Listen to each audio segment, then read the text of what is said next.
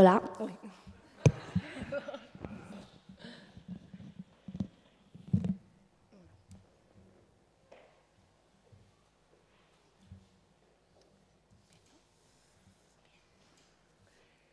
Bueno, pues si os parece vamos a ir empezando.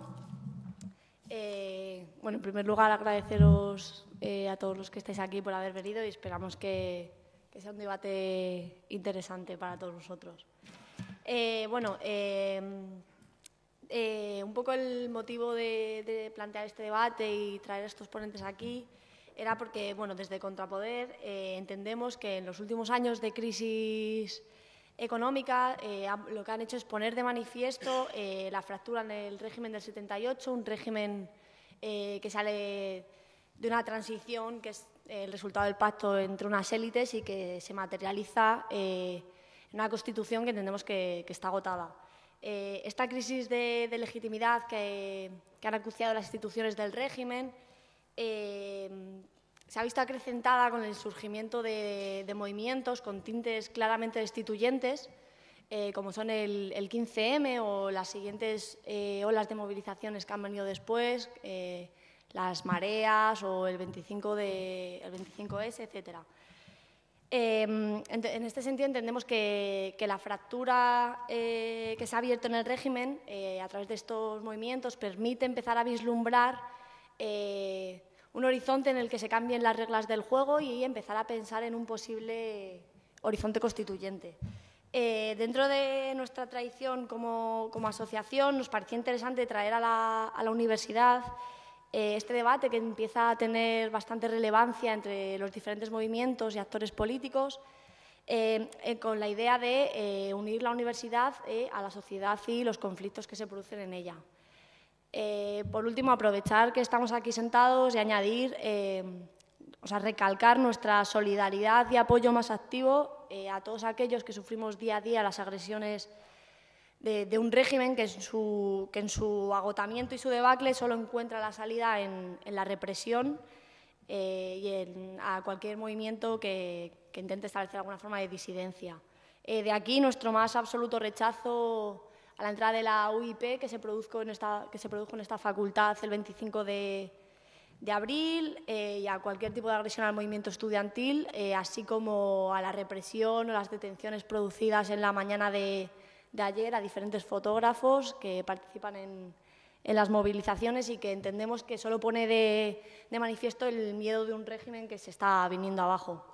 En este sentido, también un llamamiento a visibilizar la lucha de los estudiantes encerrados en el rectorado de la Complutense por una universidad pública y para todos y contra el tasazo que está echando a muchos estudiantes de las universidades.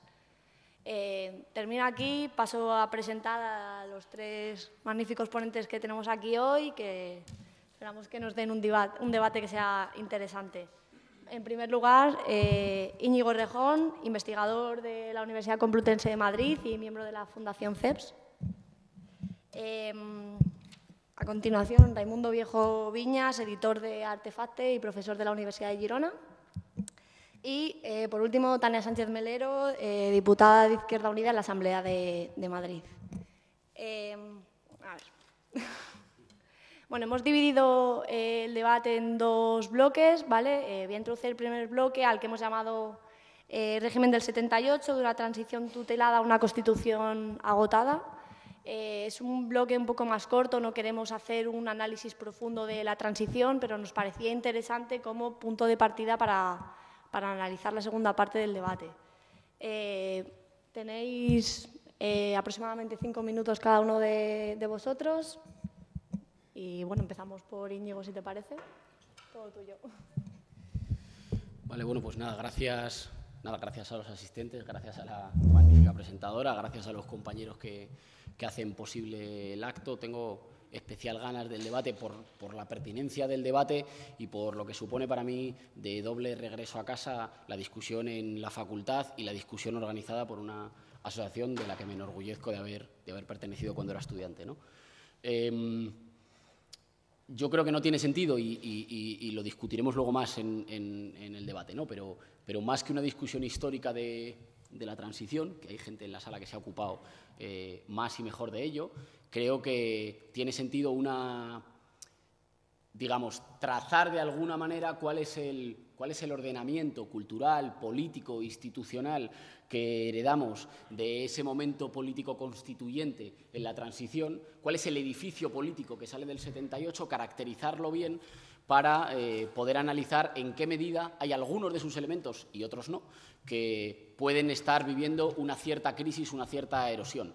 Creo que se ha generalizado, y eso en sí mismo es muy bueno, se ha generalizado la noción de crisis de régimen, a la que normalmente aludimos como un solapamiento de muchas crisis, pero hay que tener cuidado con que esto no se nos convierta en un lugar común que nos impida desmenuzar mejor en el análisis qué instituciones siguen siendo sólidas, y con instituciones no me refiero solo obviamente a aparatos jurídicos, sino consensos, formas de ver el país, formas de entender la posición de los diferentes grupos sociales en el país, cuáles siguen siendo sólidas y cuáles están erosionadas. Porque de un diagnóstico adecuado de la crisis del régimen del 78 y de algunos aspectos de su crisis orgánica, me parece que se pueden extraer importantes conclusiones para la acción política rupturista, ¿no? Para la acción por el cambio.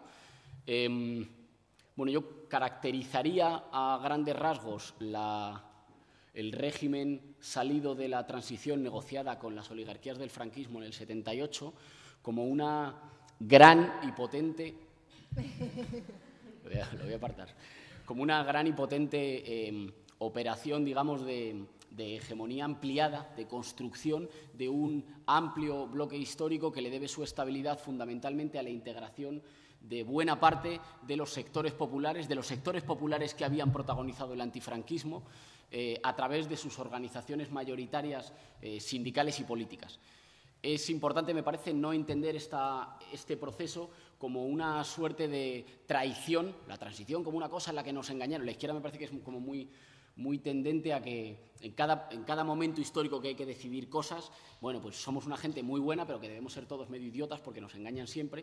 Y entonces, pues nos engañaron y nos traicionaron, y creo que es un buen proceso, bueno en el sentido de robusto proceso político de construcción de un amplio bloque social en el que los sectores populares que han luchado contra la dictadura tienen razones concretas para la fidelidad al orden, para confiar en el orden, para entender que dentro del orden, que en la obediencia al orden y en la integración de sus demandas a través de sus organizaciones políticas y sindicales, pueden tener mejores expectativas de vida y, sobre todo, mejores expectativas de vida para sus hijos. Hemos tenido una vida muy dura, hemos ganado un orden en el que razonablemente cabe esperar que nuestros hijos no tendrán que pasar por las cosas difíciles que nosotros pasamos. Así que, y me parece poco relevante discutir cuánto hay de verdad o cuánto de mentira en ello. Quiero decir, creo que hay razones objetivas para que esa expectativa se asiente y que para... ¿Me quedan 3 minutos ya? Sí. Creo que hay razones objetivas para que esa expectativa se asiente y que la crisis, algunos aspectos de la crisis de régimen tienen que ver con ese quiebre de expectativas para los sectores populares. Esto es, si en algún actor se verifica la crisis de régimen, es fundamentalmente en las izquierdas del régimen.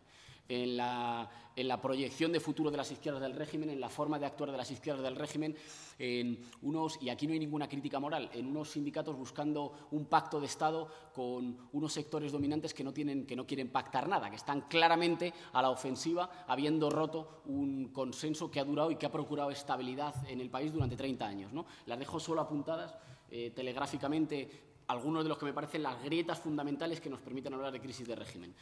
En primer lugar, una crisis de modelo de desarrollo que, se hace evidente y dramática en el momento de la crisis financiera, pero que tiene que ver con la debilidad estructural del modelo de desarrollo español y de sus clases dominantes incapaces de producir un modelo de país de integración, que por eso me parece interesante usar el término de lumpenoligarquía para definir un sector particularmente incapaz de crear riqueza, de crear inclusión y que necesita vivir permanentemente de su asociación semimafiosa con los poderes públicos.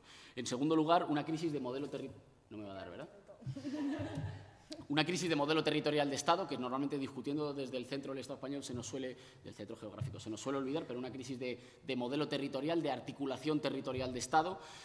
esa crisis de gran alianza social, digamos, de bloque histórico, la crisis del relato que lo mantiene pegado, digamos, del relato que justifica y naturaliza lo existente, y la crisis de la legitimidad de los actores fundamentales que canalizaban las aspiraciones, digamos, de la gente que para procesar sus demandas en el sistema político no tiene grande dinero, ni tiene televisiones, ni tiene ejército, sino que solo tiene su capacidad de interactuar en política.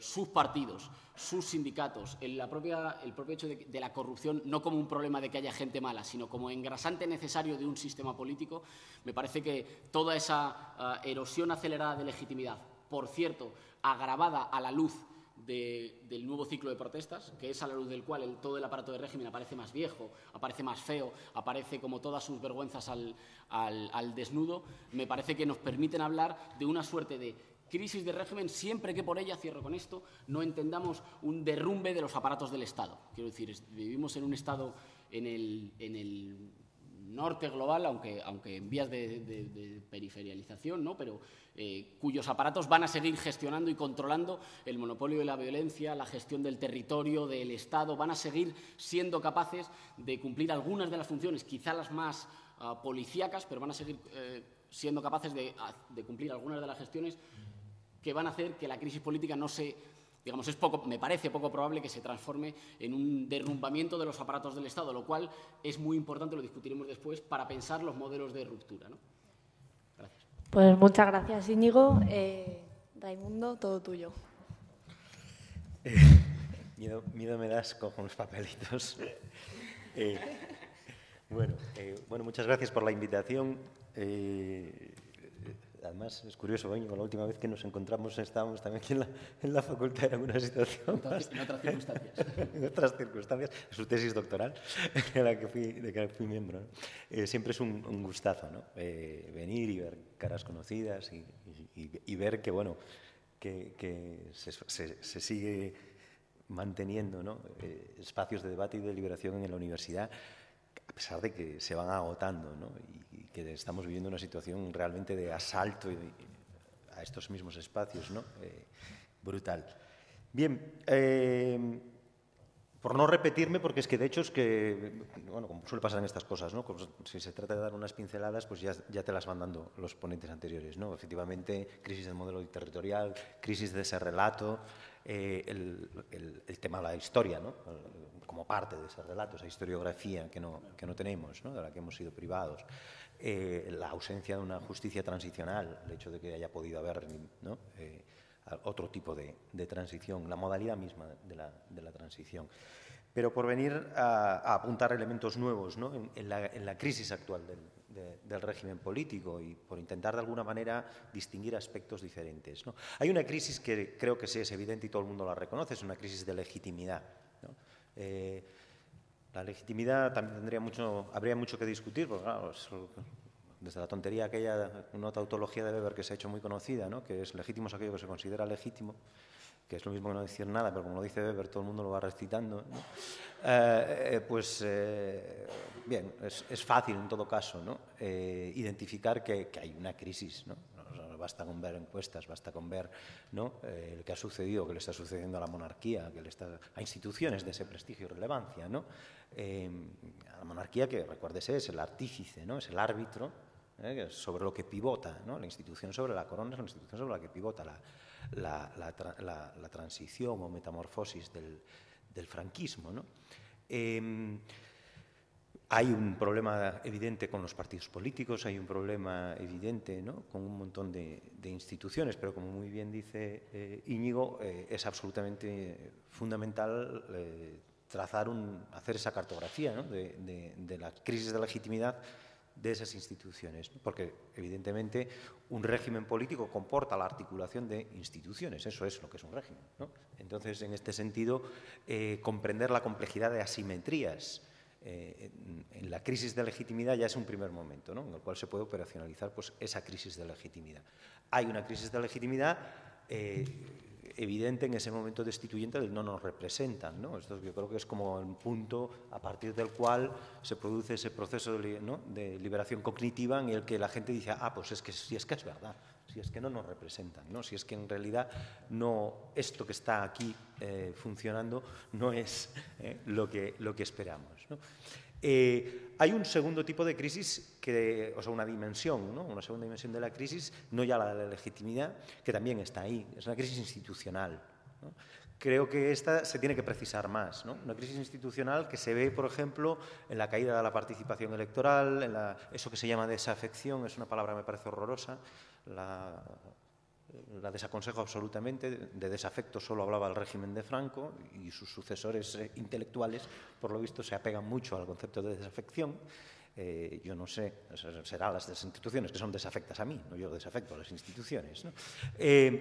Bien, hay un problema institucional grave que se ve, por ejemplo, en el Estatuto de Autonomía, en todo el proceso del Estatuto de Autonomía, ¿no?, en Cataluña, y en cómo se recorta y en todo el proceso, ¿no?, del Estatuto es paradigmático, ¿no?, de un colapso. Hay un problema evidente en la corrupción, ¿no?, del funcionamiento institucional. Hay un problema evidente en pues ese desmoronamiento, por lo menos de momento, y creo que se ha de precisar mucho, de los partidos políticos, del bipartidismo, es decir, esa alternancia, ese PP-PSOE, ¿no?, que estaba sosteniendo, ¿no?, la articulación de la gobernabilidad, pues está haciendo aguas, aunque aparezcan dos formaciones políticas que parecen como extensiones o externalizaciones de estos, ¿no?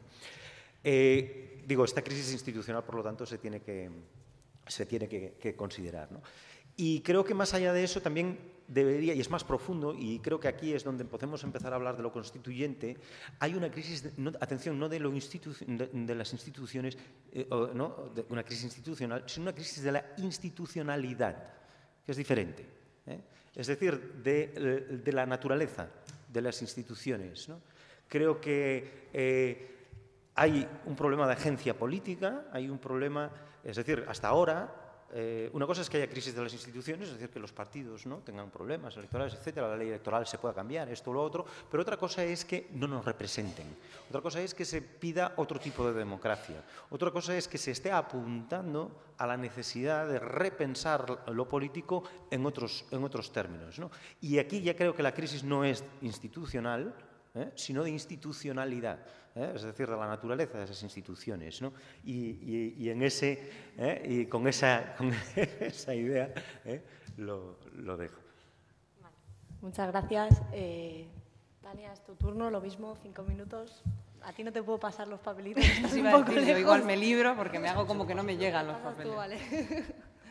Bueno, lo primero, agradecer a Contrapoder que me haya invitado a esta mesa. Y agradecer que piense en mí en una mesa del nivel que hoy contamos, ¿no? Y bueno, ya aprovechar que el último acto que tuvisteis finalmente no pude venir porque otros tampoco pudieron, y agradeceros que hayáis sido los que han estado más cerca de sentar a Moral Santín a dar explicaciones. Yo creo que se ha dicho mucho de los elementos, voy a intentar resumir muy rápido. Y como ha dicho también Íñigo, yo creo que hay gente en la sala que ha estudiado más y en más profundidad lo que supone la transición y el relato de la transición. Yo soy muy fan del libro del profesor Monedero, que está agotado y que volverá a salir. Creo que explica muchas cosas y creo que lo fundamental de analizar ese periodo es que sirva para la construcción de futuro y no tanto para extendernos en una complejidad de debate un poco que creo que excede este momento. Yo creo que la clave fundamental de la Constitución del 78, y estoy de acuerdo con Íñigo en que decir esto no es una petición de venganza, ni de responsabilidades, ni de pasar a cuchillo a nadie, es que se decide por las circunstancias objetivas hacer un proceso constituyente sin soberano. Y, por tanto, es un proceso constituyente que pactan las élites, y de las élites no solo las élites oligárquicas, pactan las élites de todas las estructuras y todas las instituciones que en ese momento son actoras, porque probablemente no había condiciones para hacerlo de otra manera. Y chimpún, ya está. Hay que identificarlo y no hay que darle, creo, con más elemento. Pero sí que hay que analizar que frente a un proceso constituyente que no cuenta con el pueblo, que se hace a espaldas del pueblo, cómo es posible que hayamos llegado hasta hoy con una legitimidad tal de las instituciones que son fruto de ese proceso, ¿no? Y yo creo que ahí está bien explicado por Juan Carlos en su libro, ¿no? Hay tres elementos que yo creo que son la clave de esa legitimidad. Uno es la construcción de un relato de transición como un relato de héroes y de héroes democráticos en el que el pasado no importaba, todos eran demócratas de toda la vida y así nos lo han contado y así nos lo hemos creído.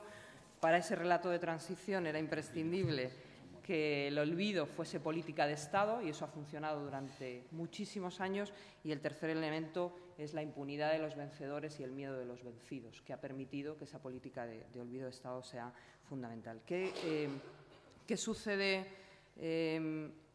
ahora? La crisis de legitimidad yo creo que tiene que ver con que esos tres elementos se han empezado a poner en cuestión, no solo por la parte económica, sino que también previamente a la crisis económica se empieza ya a darse una cierta magma en el que se cuestiona, en el que los nietos de los vencedores, pues, o sea, de los vencidos, ya no tenemos miedo y empezamos a cuestionarnos algunos elementos de esa construcción. Y luego hay un elemento que yo creo que es lo que salta por los aires, que es la crisis objetiva de las condiciones materiales que habían guiado esa voluntad de construcción. Y ahí yo meto una deriva que yo creo que a veces reflexionamos poco sobre ello y me parece vital, que es que uno de los elementos de esa transición, y lo explica también Manolo Monereo en su último libro, y yo creo que bien identificado, es la perspectiva de la construcción europea como una de las soluciones a un país que no tenía soluciones por sí mismos articulados. Y en esa perspectiva de Europa había una especie de huida hacia adelante en los tres elementos que yo creo que ha planteado Íñigo con acierto, ¿no? Tanto en el modelo territorial como en el planteamiento de la alianza social de los partidos, de las instituciones sociales de la sociedad civil, como en el desarrollo económico, ¿no? Había una perspectiva de que estos tres elementos se iban a resolver por elevación en una incorporación a Europa. ¿Qué pasa? Que las condiciones materiales de hoy, lo que han saltado por los aires es esa perspectiva de ilusión de que Europa iba a solucionar todo y lo que iba a ser la gran solución se convierte en parte del problema. Si sumas todos esos elementos, digamos, de condiciones objetivas de crisis, en mi opinión lo que sucede es que las instituciones que habían articulado ese proceso de legitimidad de un proceso al cambio a espaldas del pueblo han pasado de ser parte de la solución a ser parte del problema, todas ellas, tanto Europa como las instituciones sociales, sindicatos, partidos y organizaciones grandes que habían articulado la sociedad, como las instituciones del Estado, de golpe se convierten en parte del problema más que en parte de la solución. Y la clave de que la crisis de régimen sirva para mirar a la perspectiva es que la población que había sido parte del paisaje ha decidido tener la voluntad de ser protagonista. Y con esas dos ideas de que esas son las claves, la crisis de Europa como solución y la población queriendo ser parte protagonista y no paisaje, ahí lo dejo. Bueno, muchas gracias, Tania, a ti también. Si os parece, para introducir el segundo bloque, que hemos llamado Horizontes Constituyentes tras el 15M, bueno, vamos a poner un vídeo muy cortito que creemos que refleja muy bien el actual momento político que vivimos.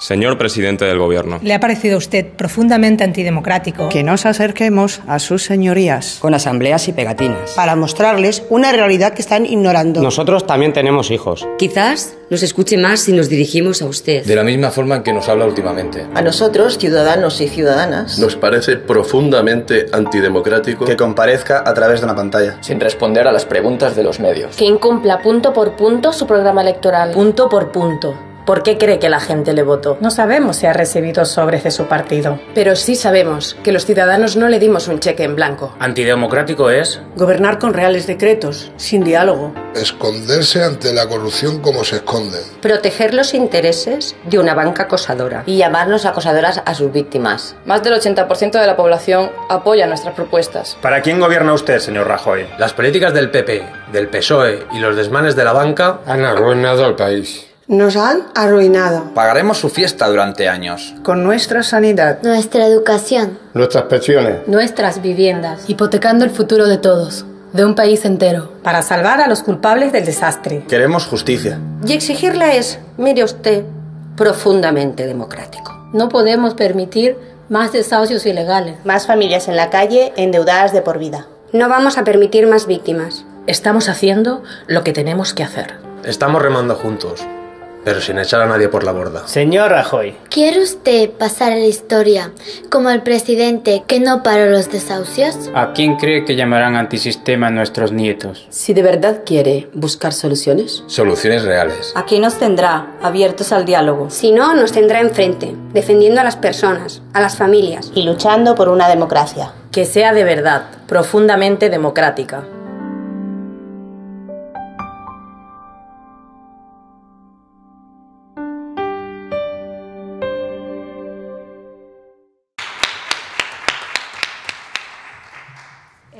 Bueno, en esta segunda parte del debate vamos a ser un poquito más amplios en los tiempos para cada uno de los ponentes. Os lo seguiré pasando, tranquilos.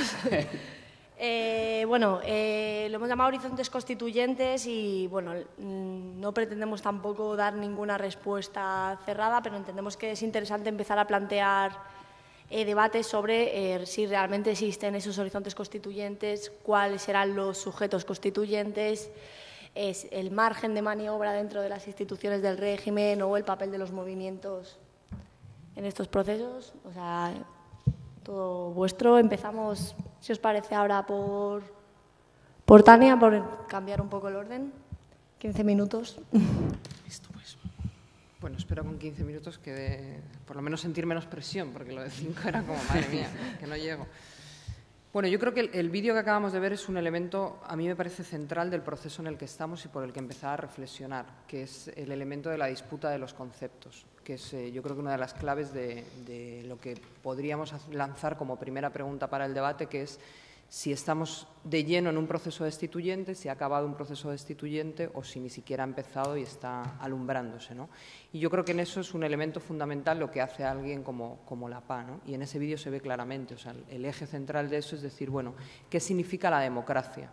La democracia es lo que un gobernante puede hacer a partir de una mayoría absoluta a pesar de no cumplir ni un solo elemento racional de lo que implica la democracia, al menos para los que entendemos que la democracia es distribuir el poder entre la ciudadanía, o la democracia es resistir organizadamente y pacíficamente a las decisiones injustas de un gobierno que se ha venido arriba, ¿no? Y yo creo que todavía estamos en un momento incipiente de proceso destituyente. O sea, a mí me parece que esa disputa de los conceptos avanza rápidamente, pero que no está terminada y que no está concluida y que hay una amplia mayoría social que todavía, digamos, que empieza a tener dudas de los conceptos que en los últimos 20 años se han aquilosado y se han instaurado en toda Europa por parte del neoliberalismo, pero que ahora mismo, digamos que no hay una alternativa a esos conceptos que se van generando, ¿no? Pero sobre todo me interesa lanzar esa pregunta, si estamos en fase destituyente, si se ha terminado o si ni siquiera empieza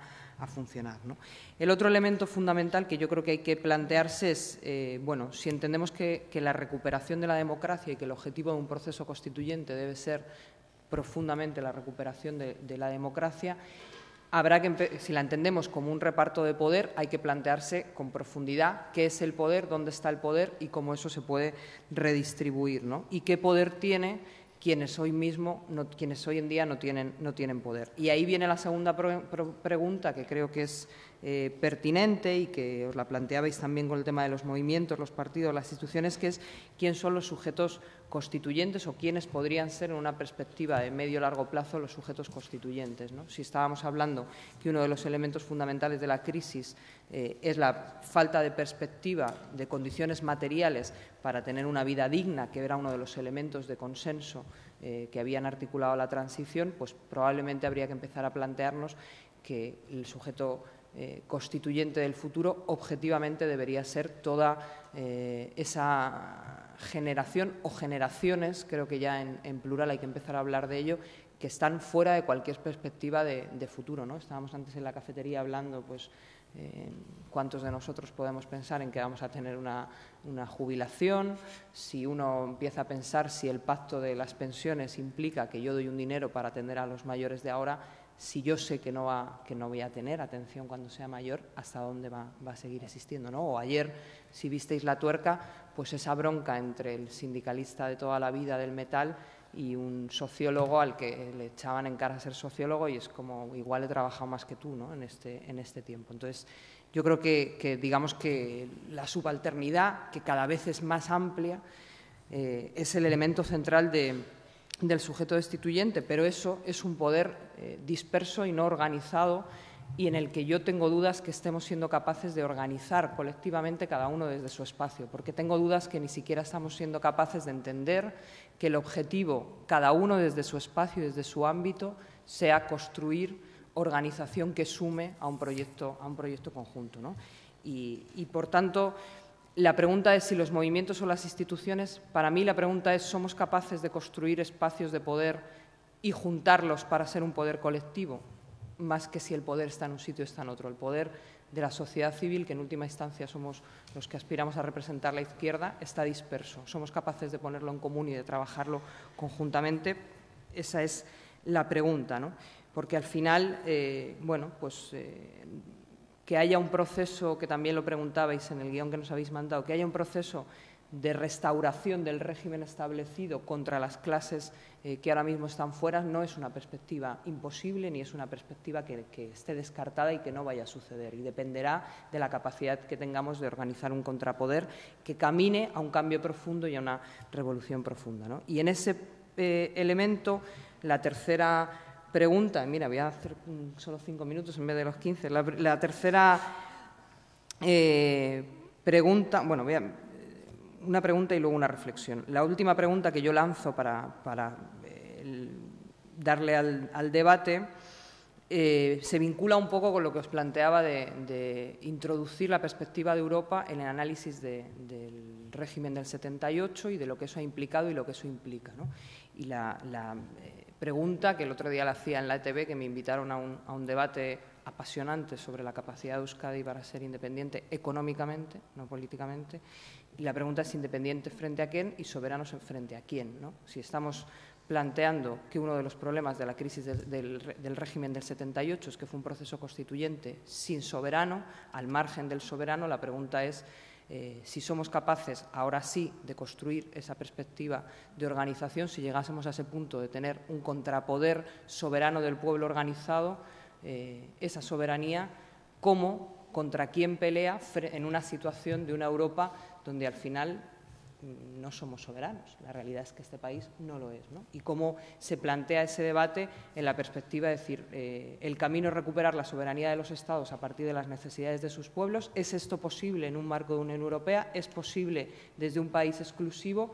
¿O pasa imprescindiblemente, que es mi opinión, aunque tiene muchísimas dificultades, porque esos procesos sean conjuntos, al menos de los países periféricos de Europa, ¿no? Donde no solo sea un país que articule el contrapoder, sino que tiene que empezar a estar muy, muy conectado, porque al final la realidad es que se ha, de alguna manera, destituido todas las figuras del Estado-Nación, es como que se han desaparecido el Estado-Nación, y en realidad lo que hemos hecho ha sido cederle a Alemania la capacidad de decidir la soberanía de todos los países de la Unión, ¿no? Y que sean ellos los que planteen cómo se distribuye el trabajo y cómo se organiza, ¿no? Y en eso yo creo que aparece uno de los problemas que tiene este país, particularmente con respecto a otros países de Europa, ¿no? Y que creo que explica también por qué Europa suponía una ilusión de futuro y una justificación y una perspectiva de futuro para superar lo que no éramos capaces de superar por nosotros mismos, ¿no? Que es la ausencia de una perspectiva común, de un ideal común de patria, de país, de nación, en última instancia, de agregador colectivo del concepto pueblo que sea válido para todos los territorios de este país, ¿no? Al final, la pregunta de qué es España es una debilidad de la izquierda potente, ¿no? O sea, ¿qué es este país y qué significa pueblo en este país, ¿no? Y esas son las preguntas más que las respuestas y las reflexiones más que las conclusiones que yo os lanzo, ¿no? la fase en la que se encuentra el proceso destituyente, si es que se ha avanzado en eso, en la disputa de los conceptos fundamentales, quiénes somos el sujeto constituyente y la capacidad que tenemos sobre la acumulación de fuerzas y la organización de fuerzas, soberanos ante quién y qué significa pueblo en un país como este, donde la izquierda ha tenido muchas debilidades y muchas dificultades porque básicamente nos robaron la idea de país y de un sueño de un país, de un futuro mejor, ¿no? Nada más. Muchas gracias. Bueno, pues pasamos ya a Raimundo, lo mismo, 15 minutos. No puedo coger los suyos. Bueno, eso lo negociamos luego. Vemos. Bueno. Es terrible porque cuando te pasas todo el día dando clases y clases, un cuarto de hora no es nada, es decir, hola. Bueno, vamos a ver. Creo que yo hace muchos años ya, hace casi 20 años, cayó en mis manos un libro que se titulaba El poder constituyente, de Antonio Negri. En aquella época, el señor que escribió este libro era un terrorista, estaba en la cárcel y cuando mi director de tesis vio que andaba con una lectura de ese estilo, quedó horrorizado, ¿no? Y dijo, por Dios, ni se te ocurra ponerlo en la tesis. Hablar de lo constituyente en 1993, 94, que debía ser aquello, ¿no? Es decir, en plena euforia y paroxismo neoliberal de las post-olimpiadas, post-caída del muro, bueno, en fin, imaginaros, ¿no?, el contexto en el que ya habíamos accedido a la modernidad y, por lo tanto, el régimen estaba en su época de máximo esplendor, con unos sindicatos toreados en el 14D, con una guerra del Golfo que también había permitido, ¿no?, esas excursiones en las políticas imperialistas y agresivas militares, ¿no?, de Felipe González, a pasar del glorioso éxito de los insumisos y los objetores, cargándose el servicio militar obligatorio, etcétera. En fin, en aquella época lo constituyente era un significante que era una marcianada, vamos, la típica cosa de frikis, pues como si os hablo ahora de simbiosis, que sigue siendo pues también una cosa de frikis, ¿no? Claro, a constituyente le pasa lo mismo que a muchos otros, ¿no?, significantes, y es que son al mismo tiempo un síntoma, ¿no?, y digamos, ¿no?, de aquello que ocurre y un vector de intervención política, ¿no? Entonces es difícil saber, ¿no?, dónde está la diagnosis y dónde la prognosis y cómo funciona. Y sucede con ellos, y ahí es donde se nos plantean los interrogantes, es sobre lo que se nuclea y se articula toda la heurística. Nos sucede que, bueno, son objeto de una especie de semioinflación, ¿no? Es decir, están inflacionados. Recientemente escuchaba a un diputado de Iniciativa per Catalunya hablar de proceso constituyente y me entraba auténtico pánico, porque este señor, cuando planteamos una ruptura constituyente en el Parlamento de Cataluña, realizando un bloqueo desde el 15M, estaba a favor de las porras de la disolución, de las infiltraciones policiales y de las aberraciones más flagrantes, ¿no? Horrorizados por esa multitud agresiva y violenta filoterrorista que estaba bloqueando las instituciones parlamentarias y el buen funcionamiento de nuestra excelentísima democracia, ¿no? Claro, cuando ves, ¿no?, que ya se empiezan a dar este tipo de situaciones, hay dos opciones, ¿no? Te asustas y te refugias en la pureza y entonces dices, no, por Dios, mi tesoro, ¿no?, como el Gollum, el personaje este del Señor de los Anillos, ¿no?, mi poder constituyente, ¿no? Y entonces yo me agarro a una locura escolástica de verdadera significación del poder constituyente, o bien asumes que estás ganando, que es lo que muchas veces nos cuesta creer, pero es cierto. Es decir, que se ha logrado abrir un debate, un espacio de contencioso sobre los significados que es político, es reapertura de lo político, ¿no? Claro, a partir de aquí, y eso es lo bueno, porque de hecho, si no, de otro modo, no estaríamos hoy aquí haciendo esto. Cogiendo entonces el toro por los cuernos, creo que es bueno pensar a lo grande, es decir, pensar ambiciosamente en esta reapertura de lo político, pero creo que al mismo tiempo se produce una paradoja. Es decir, pensar a lo grande, curiosamente, al menos para mí, es pensar mucho más a lo pequeño. Me explico. Pensar a lo grande en el sentido de efectivamente considerar y tomar en serio lo constituyente por todo su peso específico y su valor, toda su plenitud semántica, comporta el reconocimiento de un fracaso estrepitoso de los niveles macro del discurso molar, del discurso que habla de lo grande, ¿no? Es decir, del discurso que habla de régimen, pueblo, ciudadanía, parlamento, Estado, ¿no? De estos conceptos, ¿no? Porque, claro, lo que pone de manifiesto este hablar de lo constituyente para mí es una crisis profunda de la gramática política en la que hemos estado habitando, ¿no? Con la que hemos vivido, hemos significado la política y con la que hemos de alguna manera organizado nuestro vivir político, ¿no? Por apuntar algunos elementos, pues son muchísimos, ¿no? Pero por apuntar algunos que creo que puedan servir para el debate, ¿no? Primera cuestión que me parece fundamental y que de hecho no quedaba resuelto en aquel libro del Negri, ¿no? Del poder constituyente, es quién constituye el poder constituyente. Porque claro, para Negri el poder constituyente el que se constituía a sí mismo, que acababa uno decía, ¿de aquí dónde está la agencia? ¿No? En aquel momento, ¿no? De crisis del sujeto histórico, bueno, es un libro que es fruto de un contexto, ¿no? Era difícil. El propio Negri después avanza, ¿no? La hipótesis de la multitud y entonces ya sabemos, ¿no? Que hay un cuerpo social. Yo no voy a entrar, no me gusta ni el concepto Paesto, ni el concepto pueblo, ni el concepto multitud, ¿no?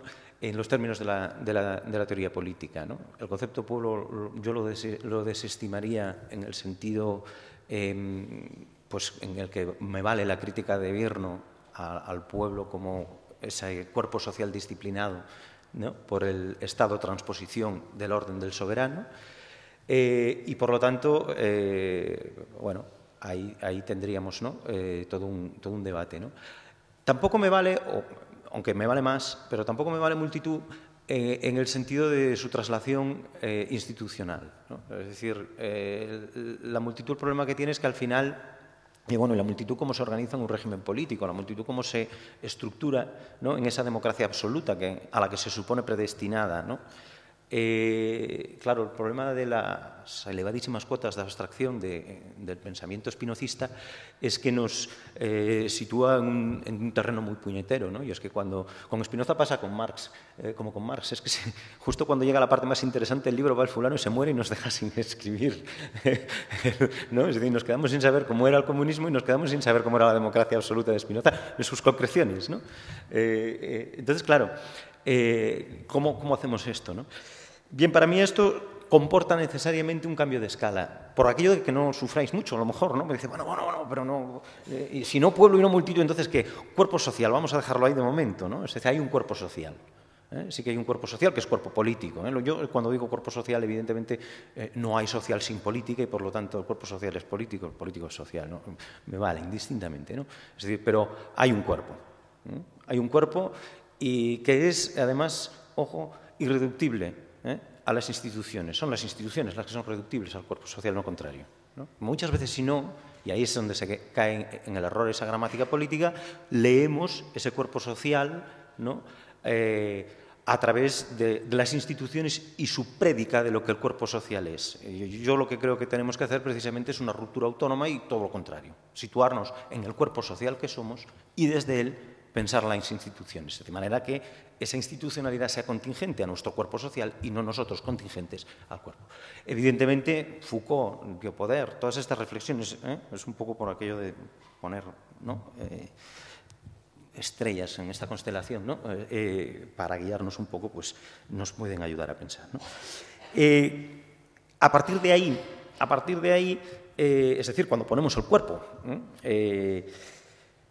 todo cambia. Todo cambia porque los sujetos se subjetivan, los sujetos dejan de estar sujetos, curiosamente, ¿no? El sujeto tiene que ser pensado entonces como proceso de subjetivación, una subjetivación que se produce en el antagonismo y una subjetivación que se produce en el ser. Y ahí es donde se tiene que desplegar la producción de esa institucionalidad. Anticipar el cuerpo social con un nombre, anticipar la resolución de una institucionalidad atribuida a ese cuerpo social desde un exterior como una agencia exogenética, como alguien que desde fuera nombra y genera por su nombrar a lo que es la solución política, pues evidentemente no yo creo, personalmente, es una opción teórica, pero bueno, no creo que no va a funcionar, ¿no? No va a funcionar y no, de hecho creo que no funciona. Esto quiere decir, en el terreno de lo concreto, que no va a haber, por lo tanto, ese proceso, no va a haber esa película clásica de la modernidad que hemos visto funcionar en otras circunstancias históricas y que, por cierto, siempre ha acabado fatal, aunque la gente se niegue el resultado final. Me explico. No va a haber un hundimiento del régimen, no va a haber la formación de contrapoderes populares, no va a haber esa reagrupación, procesos de agregación por medio de una reductio ad unum, ¿no? De una reducción al uno de esos contrapoderes en esa nueva centralidad que va a desafiar en la ruptura constituyente al mando, de suerte tal que finalmente se pueda alcanzar un diseño institucional nuevo, un régimen nuevo que sea, por fin, aquello que nos merecemos, contrariamente a lo que tenemos. Esta es una síntesis súper rápida, pero este esquema no funciona y, por suerte, no va a funcionar. Es decir, vamos a verlo desde la parte positiva. Es decir, qué suerte que no va a funcionar. Digo qué suerte que no va a funcionar porque, si funcionase, estaríamos una vez más en el apotegma lampedusiano del que todo cambie para que nada cambie. Es decir, nos podríamos encontrar perfectamente en un cierre, en una oclusión de ese horizonte constituyente que se fundamentase básicamente en una Constitución un poco mejor, en el caso de que ganaran los buenos, claro, que tuviese unas garantías constitucionales más efectivas, que perfeccionase los diseños institucionales, que son perfectamente perfeccionables ya a día de hoy con la Constitución que tenemos hoy, en términos de rendimientos de cuentas, en términos de accountability, en términos de perfectibilidad democrática, de participación, de acceso directo a las instituciones, en fin, de todo lo que queramos mejorar. No hace falta salirse de un esquema liberal, basta compararnos pues con Suiza, Estados Unidos o Venezuela para ver que se puede perfectamente perfeccionar y mucho una democracia liberal clásica, ¿no? De estas como la que tenemos aquí al uso, sin necesidad, por lo tanto, de entrar en lo constituyente ya significado de esta otra manera. Entonces voy a lo de la institucionalidad con lo que me quedaba antes. ¿Por qué hace falta otra institucionalidad? Porque es que si no tenemos esa otra institucionalidad, tendremos esa oclusión garantizada, ¿no? Es decir, tendremos esa resolución lampedusiana de ese proceso que se puede abrir. Es un proceso... Aquí se produce un problema que para mí es terrible, es el problema siguiente. El discurso molar, el discurso del gran relato, del gran cambio político, de la gran agencia moderna, sujeto protagónico del cambio de régimen que triunfa,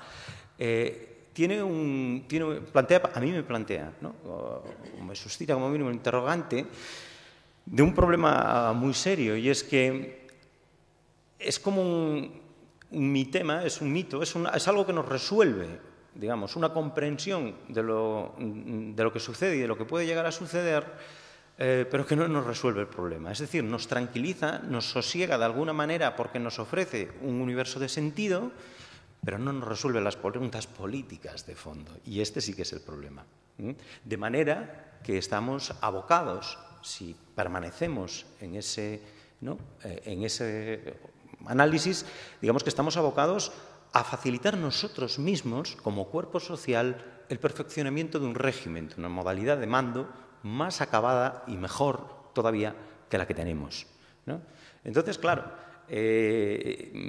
prefiero quedarme como horizonte abierto en este momento de la ruptura, situado en esa fractura del cuerpo social con el mando, y desde ella empezar a pensar. Y evidentemente lo que me encuentro cuando me sitúo en este punto, en esta perspectiva, es un panorama desolador, pero es el desolador desierto de lo real. Y me explico. Es desolador porque los sindicatos son los que son, porque la izquierda parlamentaria es la que es, porque evidentemente la gente se manifestó el 15M y luego ¿qué? Porque efectivamente las alternativas económicas están absolutamente ahogadas y, cierto, podemos defender, yo lo hago el primero, la institucionalidad de las cooperativas, de un montón de mercados sociales, de monedas, en fin, de un montón de herramientas que podemos pensar e inventar, pero que luego en el terreno de lo concreto, evidentemente, son desoladoramente insuficientes para ofrecernos modus vivendi, o sea, una manera de vivir, una solución, y además de vida digna y de vida de calidad, y por lo tanto, esto es lo que es difícil. Y esto es lo que es crudo. Y es muy fácil, por lo tanto, la evasiva de trasladarse en el discurso a no, vamos a ser los protagonistas de un cambio político, vamos a ser quienes en la agregación de frentes electorales fascinantes que van a obtener resultados a los Syriza van a conseguir modificar los bloques de poder en el régimen y con ello promover un cambio y tal cual. No, atención, porque yo con esto... Es decir, si se cambia el régimen, se cambia mejor y se hace a través de esa política moral, etcétera, me parece de coña. No voy a negar esto. Sin embargo, creo que es el origen del desencanto futuro. El desencanto, aquella palabra que acompañó a los años posteriores a la transición. Es el desencanto que va inevitablemente a seguir a los momentos como este. Nosotros estamos viviendo la tercera ola de movilizaciones desde la transición. Hemos vivido una primera, que es la de la propia transición, que es la que acaba con el franquismo, es tan fuerte y tan potente que consigue forzar al cambio de régimen. Vivimos una segunda ola, que es la de mi generación, digamos, la de los insumisos, el 14D, los estudiantes del 86-87, aquella selectividad que tuvimos. En fin, ¿no? Es esa generación. Hay otra más, que sería la de la globalización, la de Génova, Seattle, en fin, aquí las manifestaciones contra la guerra, Prestige, en fin, todo esto. Y ahora estamos en una nueva ola. Pero es que estas olas caen, porque nadie puede manifestarse eternamente. Y de hecho este es el problema. ¿Cómo se mira transversalmente a estas olas? ¿Cómo leemos la agencia política más allá? Y sobre todo, ¿cómo constatamos que si las agencias políticas fallan, es decir, si la gente no va a ir ahora en masa a afiliarse a los sindicatos y a los partidos políticos para ganar elecciones usando las herramientas del régimen, etcétera, sino que lo que se está produciendo, no nos engañemos, porque hay mucho autoengaño en los análisis electorales. Izquierda Unida, por ejemplo, Izquierda Unida en estos momentos está viviendo una especie de fantasía erótico-electoral en la que crece y crece en porcentaje, pero es una ficción, es una mentira. Quienes recordamos los resultados de Izquierda Unida de los años 90, tenemos la obligación de situarnos más pragmáticamente en esto. Aquí quien está creciendo es la UPyD. Y Izquierda Unida ha tocado techo y no se está moviendo. Coged los datos electorales y observar la aceleración de UPyD en su crecimiento y la rentalización de Izquierda Unida. Las cosas como son. Izquierda Unida, para lo que crece comparado a lo que sube la abstención, está demostrando que es absolutamente incapaz de trasladar al terreno tal. No digo eso para culpabilizar a Izquierda Unida, que supongo hace lo que puede. Lo digo para que sepamos comprender que que aquí hay una crisis del régimen, pero que no solo es una crisis institucional. Si solo fuera una crisis institucional, UPyD y Izquierda Unida podrían resolver el problema. Pero es que es una crisis de institucionalidad. El problema es que la gente que se va a la abstención, la gente no encuentra articulación de su política. Me da igual si es los partidos, los sindicatos o lo que sea. Es cierto, valiosísimamente, la PA es un ejemplo, hay notas muy importantes que apuntan a institucionalidades, que apuntan a formas de hacer las cosas que pueden cambiar. Pero tampoco seamos excesivamente epifánicos diciendo la PA es la solución, aunque la PA sea portadora de un diagnóstico de solución muy importante. Acabo. Creo que por lo tanto, tenemos que afrontar una situación completamente novedosa.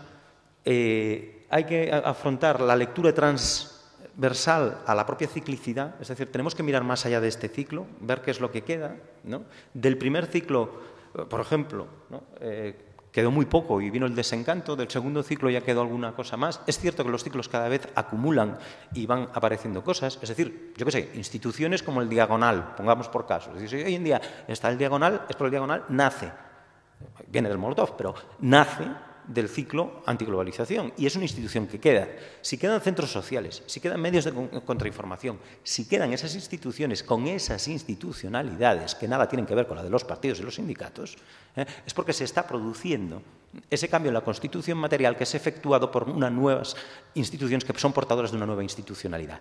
Ya sé que mirar ahí es deprimente si lo comparamos con una gloriosa transición y cambio de régimen en el que un partido con un gran frente electoral consigue doblegar a la señora Merkel. Ya lo sé. El problema es que eso es una fantasía y de lo que yo estoy hablando es la crudísima realidad. Entonces, creo que aquí debemos de producir ese ajuste. Quizás porque, con ello no quiero tampoco liquidar las fantasías, pero para que podamos permitirnos, esto es como lo del sexo, para que nos podamos permitir ciertas fantasías, también tenemos que practicar ciertas realidades, ¿no? Entonces, es un poco en ese punto intermedio donde la política cobra cuerpo social, ¿no? Sí que acabo. Una última cuestión, por tanto. Pensando desde esa institucionalidad, desde ese ínfimo lugar, desde esa molecularidad primera, es cierto que se pueden producir agregaciones, pero entonces hay que dar el paso a qué modalidades de agregación. Y ahí es donde creo que hay que empezar a pensar algo que hasta ahora no se ha pensado y que me vais a perdonar, los madrileños tenéis especial dificultad en pensar, que es pensar más allá del uno y más allá del centro y más allá del yo. Es un pensar simbiótico, es un pensar federal, es un pensar... Y cuando digo federal no me refiero al federalismo del que hablan los partidos, que en este país no hay federalistas, no nos engañemos. Los únicos federalistas que ha habido aquí, de momento, curiosamente, son los nacionalismos cuando no les ha quedado más remedio que federarse para ir a unas europeas. Es decir, cuando ha habido constituyentes que se han federado, esto ha sido por esto.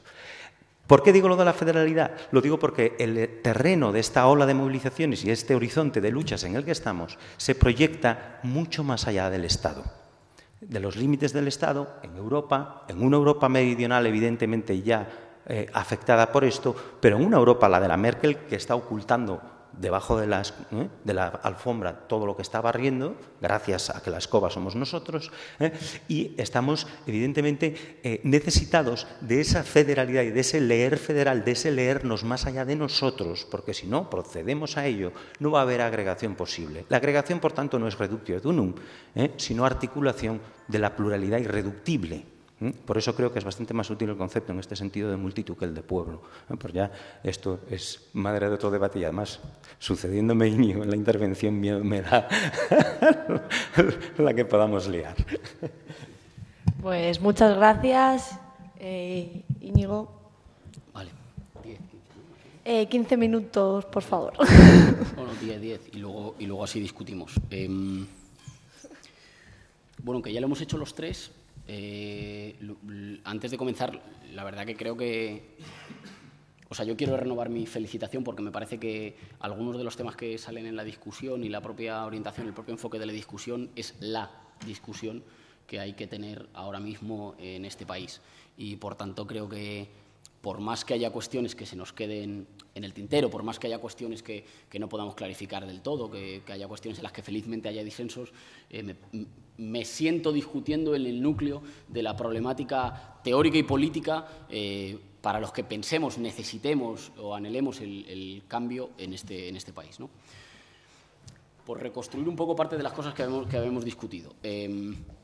Constatamos los tres que hay una crisis de régimen que diagnosticamos o que nos atrevemos a apuntar como algo más que la crisis de la legitimidad de los que mandan, sino como una crisis de los equilibrios, digamos, de el encaje de diferentes sectores sociales, de diferentes instituciones, de diferentes proyectos dentro de un gran conglomerado que es sólido pero también flexible. Y a esa flexibilidad una flexibilidad relativa, pero a esa flexibilidad le ha debido la capacidad de generar estabilidad relativa, quizás salvo en algunas nacionalidades, pero estabilidad durante 30 años, ¿no? Diagnosticamos también que eso ha sufrido un duro impacto por una incapacidad de los sectores anteriormente dirigentes, hoy exclusivamente dominantes, para ordenar el campo político. Esto es para hacer una labor inherente, necesaria para todo aquel que manda, que es ser capaz de integrar una parte de los subalternos y al resto dispersarla, marginarla, acorralarla, digamos, dejarle como un fenómeno en los márgenes de la vida política, que es una cosa que aquí, insisto, salvo en algunas naciones en el Estado español, ha funcionado sin problemas y que hoy encuentra crecientes dificultades. Los que mandan encuentran crecientes dificultades para ser capaces de dispersar el descontento, integrar una parte y la otra reducirla a un fenómeno exclusivamente de orden público. Eso lo siguen intentando porque, digamos, las clases dirigentes dominantes viejas intentan recetas viejas, lo siguen intentando, pero funciona con mayores dificultades. No obstante, pese a que estemos en mi opinión, en un escenario así, es decir, en una dificultad para ordenar el campo político, para volver a establecer las lealtades de manera que generen estabilidad para los de arriba, me parece que estamos simultáneamente en presencia de una durísima y profunda ofensiva oligárquica, que no va a durar siempre, que si dura unos años más transforma este país y el Estado para siempre. Y, por tanto, nos hace que podamos seguir teniendo estas discusiones en un contexto totalmente diferente.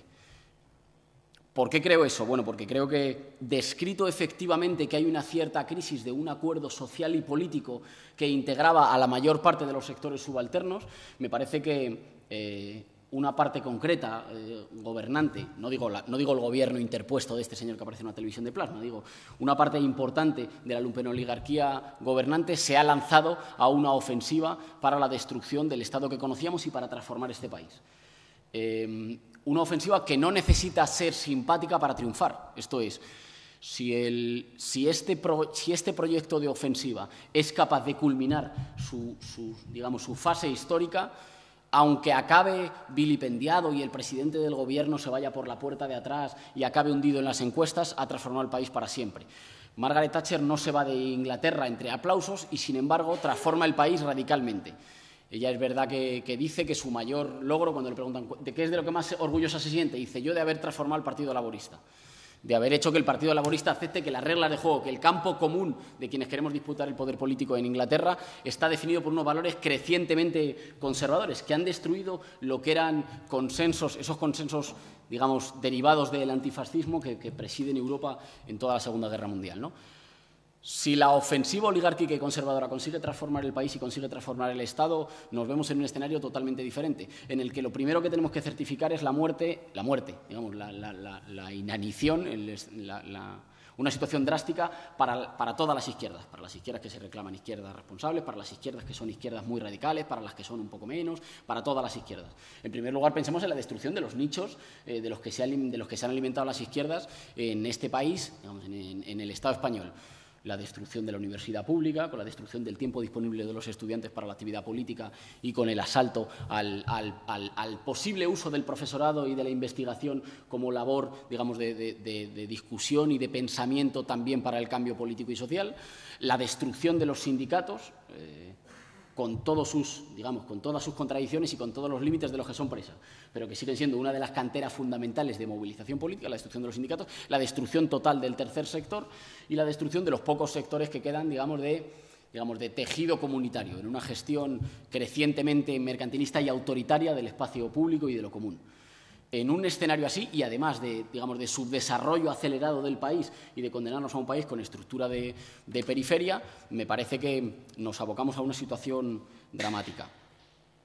No obstante, cabe también la posibilidad, y no creo que sean dos posibilidades necesariamente contradictorias, de una solución, digamos, transformista en términos de Gramsci, ¿no? por la cual aquellos que mandan sean capaces de cooptar alguna de las demandas parciales y algunos de los dirigentes más destacados de quienes protestan, de quienes quieren la ruptura, e integrarlos en un nuevo orden que no será el viejo, que no es una operación de maquillaje y de mentira, será una operación de, digamos, un nuevo orden que incluye una parte, pero excluye lo fundamental de las protestas de los que hoy están en proceso de empobrecimiento.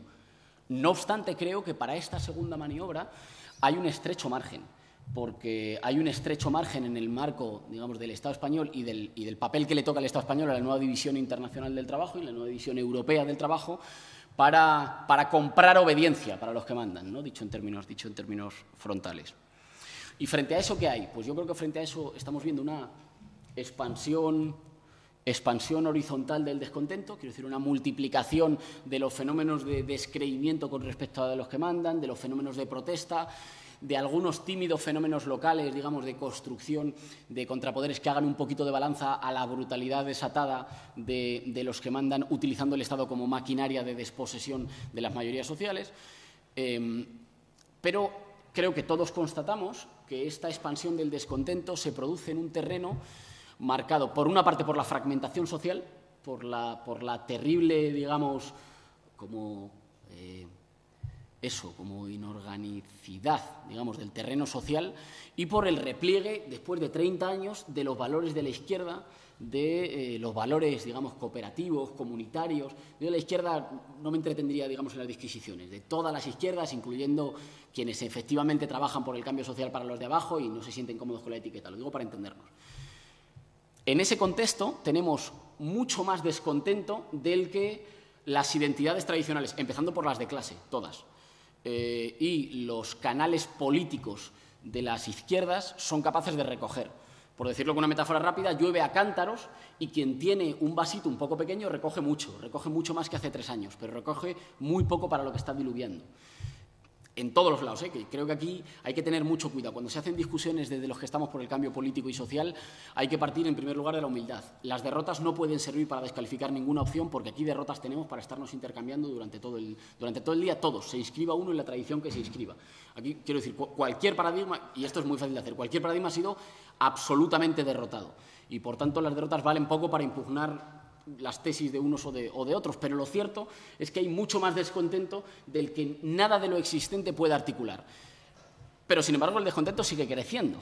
Sigue creciendo como lo reflejan las encuestas, como lo reflejan las intenciones de voto y como lo refleja la calle, digamos, como lo refleja la movilización política, ¿no?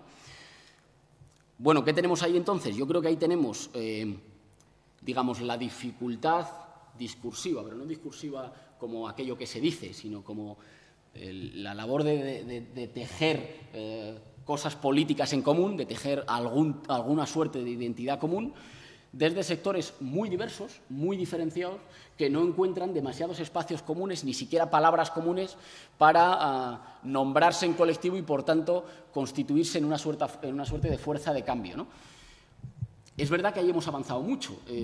Yo recordaba ahora que hace 2 años exactamente algunos activistas de Juventud y Futuro desplegaron una pancarta en la Puerta del Sol cuando estaba todavía tomada que decía abajo el régimen, viva la lucha del pueblo sin miedo. Y en ese momento, para mucha de la gente que la leía, era una pancarta que estaba hablando en un idioma extranjero.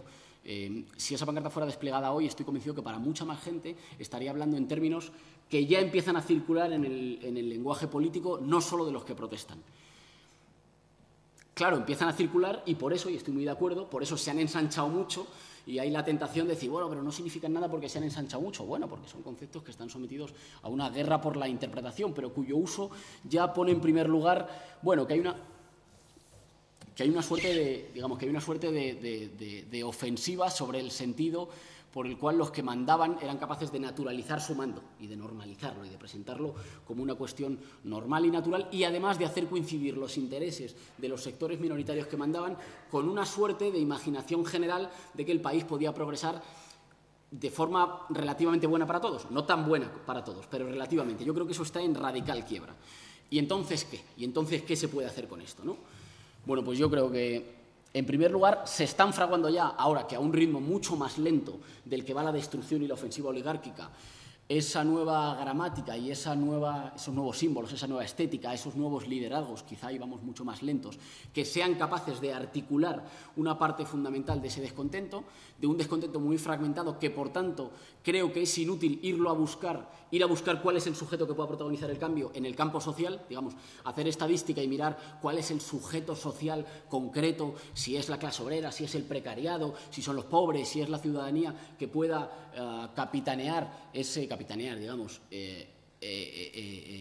protagonizar ese impacto sobre lo existente. Creo que tiene más sentido ver cuáles son las formas efectivas de nominarse, de nombrarse en común de las gentes que protestan, siendo que van a tener que ser formas terriblemente ambivalentes. ¿Ambivalentes por qué? Porque no coinciden, porque las gentes que protestan y que están siendo empobrecidas comparten pocos espacios comunitarios, no comparten lugares de trabajo, no comparten barrios, porque la izquierda tenemos un problema erótico con los barrios, cuando en realidad los barrios han sido destruidos como espacios de socialización en la mayor parte de los casos. Hay maravillosas excepciones, que son excepciones.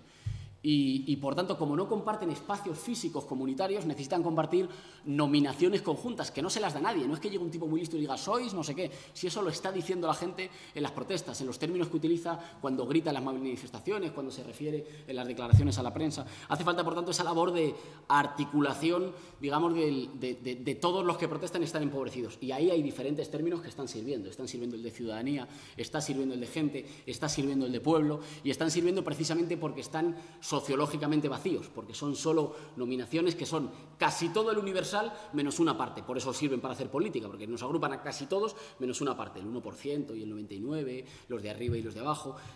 Hay que ser menos estetas con los nombres y creo, y ser más capaz de analizar hasta qué punto esos procesos de nominación son capaces de construir mayorías por el cambio o no. Ahí tenemos un problema esencial, que es el problema de que en casi todos los procesos similares, digamos, destituyentes, cuando los pobres estaban presos de la fragmentación social, digamos, de la destrucción de los espacios comunitarios, han acudido a la identidad nacional como espacio de encuentro de una comunidad empobrecida que quiere el cambio, pero que necesita referentes universales a los que aferrarse. Eso hoy, en el Estado español, es muy difícil en particular en España, no es muy difícil en otras naciones del Estado español, y yo sostengo que no por casualidad van mucho más avanzadas en la construcción de herramientas políticas para el cambio, ¿no? Y que no se puede desligar una cosa de la otra.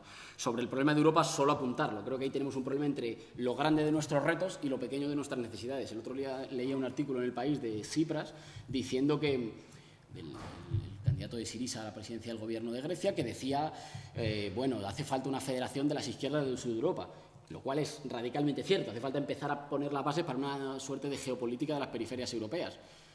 Pero si ganas en Grecia vas a ganar tú solo. Y luego nos vamos todos a los consulados griegos, pero eso no sirve para casi nada. Vas a ganar tú solo en el Estado griego y te pueden dar un golpe la policía griega y el ejército griego. Quiero decir, tenemos que constatar a la vez la necesidad del espacio europeo y la inminencia de que los combates todavía se desarrollan en el espacio que hasta ahora más arriba pueden llegar democráticamente, dentro de las reglas de la democracia liberal, los sectores populares, que son los Estados-nación, con sus contradicciones, con sus bloqueos, con sus soberanías que ya no sirven para enfrentar los grandes problemas, pero que aún así sigue siendo el reto ahí importante, ¿no? Y sobre la cuestión del proceso constituyente, que solo puedo dejar deslizado ahí, ¿no?, a toda velocidad. Yo creo que el proceso constituyente no puede ser solo reducido, aunque sin eso no hay proceso constituyente, a la fase legislativa, digamos, a la fase de reunión de la Asamblea de Representantes que conforman una Constitución, pero sin eso no hay proceso constituyente. Las sociedades no viven permanentemente politizadas y permanentemente en la calle, las ventanas de oportunidad se cierran, y si se cierran lo que prima es la inercia de quienes tienen el poder natural, de quienes no necesitan salir a la calle para ejercer poder, es decir, de quienes lo ejercen día a día desde sus trabajos. Y, por tanto, los procesos constituyentes no pueden ser cosas que están abiertas permanentemente cada vez que 12 personas se reúnen a hablar en una asamblea. Tienen que concretarse nuevas normas para el ordenamiento colectivo, en nuevos pactos sociales, si es posible, signados bajo la hegemonía de los que hoy sufren, de las mayorías que hoy están sufriendo el paquete de ofensiva, ¿no? Creo que para ese proceso constituyente tenemos el problema y la complejidad de la cuestión plurinacional y tenemos el problema de, digamos, ya lo hemos dicho, de cómo articular esas mayorías para hacer saltar el cerrojo de la Constitución del 78. Ahí podemos encontrar espacios de encuentro con los crecientes movimientos nacionales y populares en las periferias del Estado español, pero solo para hacer saltar el cerrojo. Sería más difícil después para la articulación constituyente y tenemos la dificultad, digamos, seguimos teniendo la dificultad de construir en un terreno acelerado, como cuando Indiana Jones iba corriendo y se iba derrumbando el puente por el que iba corriendo, en un proceso en el que se nos va derrumbando los espacios sociales, el país en el que tenemos que construir una suerte de alternativa. No nos deja tiempo para pensar iniciativas a 200 años ni a 60 años. No nos deja tiempo porque la mitad de los que estamos aquí vamos a vivir fuera de este país y las vamos a discutir en seminarios que hagamos en las universidades del norte, si nos dejan. Pero que a la vez tenemos la urgencia ya de construir una mayoría social con estos mimbres, que no son los que más nos gustarían, pero que son estos mimbres, los mimbres de una sociedad, eso ya digo, fragmentada, con los valores comunitarios de la izquierda, de la agrupación, del sentido de sindicación de la gente de abajo, terriblemente en retroceso, con muchas debilidades en los instrumentos políticos, discursivos que tenemos, pero con la necesidad de hacerlo ya, digamos, de articular ese gran espacio inorgánico en una ofensiva político-electoral. Y ahí cierro con una cosa que creo que va a ser relativamente polémica, ¿no? Normalmente creo que nos hemos acostumbrado a una suerte de visión mecanicista por la cual lo electoral tiene que ser siempre, digo lo electoral porque, siendo muy simple, si aceptamos que los aparatos del Estado no se van a derrumbar, entonces las construcciones de poder que partan de imaginarios insurreccionales están condenados al fracaso, salvo que alguien demuestre en la práctica que no. Pero a la en ausencia digamos, de demostraciones prácticas, no de deseos, porque de deseos yo soy capaz de desear más a la izquierda y más radical que nadie, pero en ausencia de demostraciones concretas de que la vía insurreccional, con una suerte de derrumbe de los aparatos estatales, puede construir el cambio político y social en este país. La otra que queda es ser capaz de, con una combinación de movilización, presión y construcción de contrapoder y de irrupción de cuñas electorales de los sectores mayoritarios empobrecidos, digamos, impactar sobre el orden existente. En esa construcción creo que nos hemos acostumbrado a pensar de una forma que a mí me resulta un tanto mecánica. Esto es, hay que acumular fuerza abajo para después representarla arriba. En ese abajo y arriba... Vale, perdón, nada. En ese abajo y arriba creo que hay mucho de impostación, de escapar, que es una cosa también un tanto liberal, de escapar a una suerte de sociedad que no estaría contaminada por el Estado y el mercado, que yo no la veo en ningún lugar, porque han sido destruidos por el neoliberalismo los vínculos sociales, de escapar a una suerte de abajo que es una Arcadia feliz y comunitaria, y desde ahí construir con pureza lo que luego va a ser representado, que bueno, ojalá no nos engañen mucho. Las instancias de representación también construyen sociabilidad y a veces en esos esfuerzos de instancias de representación también se pueden generar vínculos sociales que antes no existían. Ejemplos sobran, aunque en otras latitudes que no son del todo trasladables, ¿no? Bueno, yo creo que con esto hay material como para que discutamos mucho y me salta un poco el tiempo. Bueno, pues muchas gracias a los tres. Cerraríamos aquí el turno, o sea, los bloques. Abrimos un turno de palabra, un poco para seguir profundizando en el debate. No sé si hay un micrófono por ahí.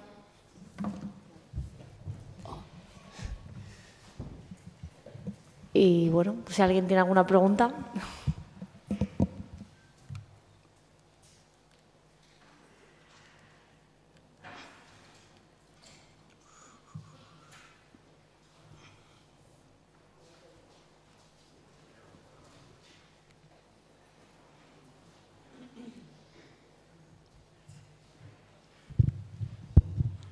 Vale. Bueno, tengo dos preguntas, una dirigida a Raimundo y otra a Íñigo. Empiezo con la de Íñigo.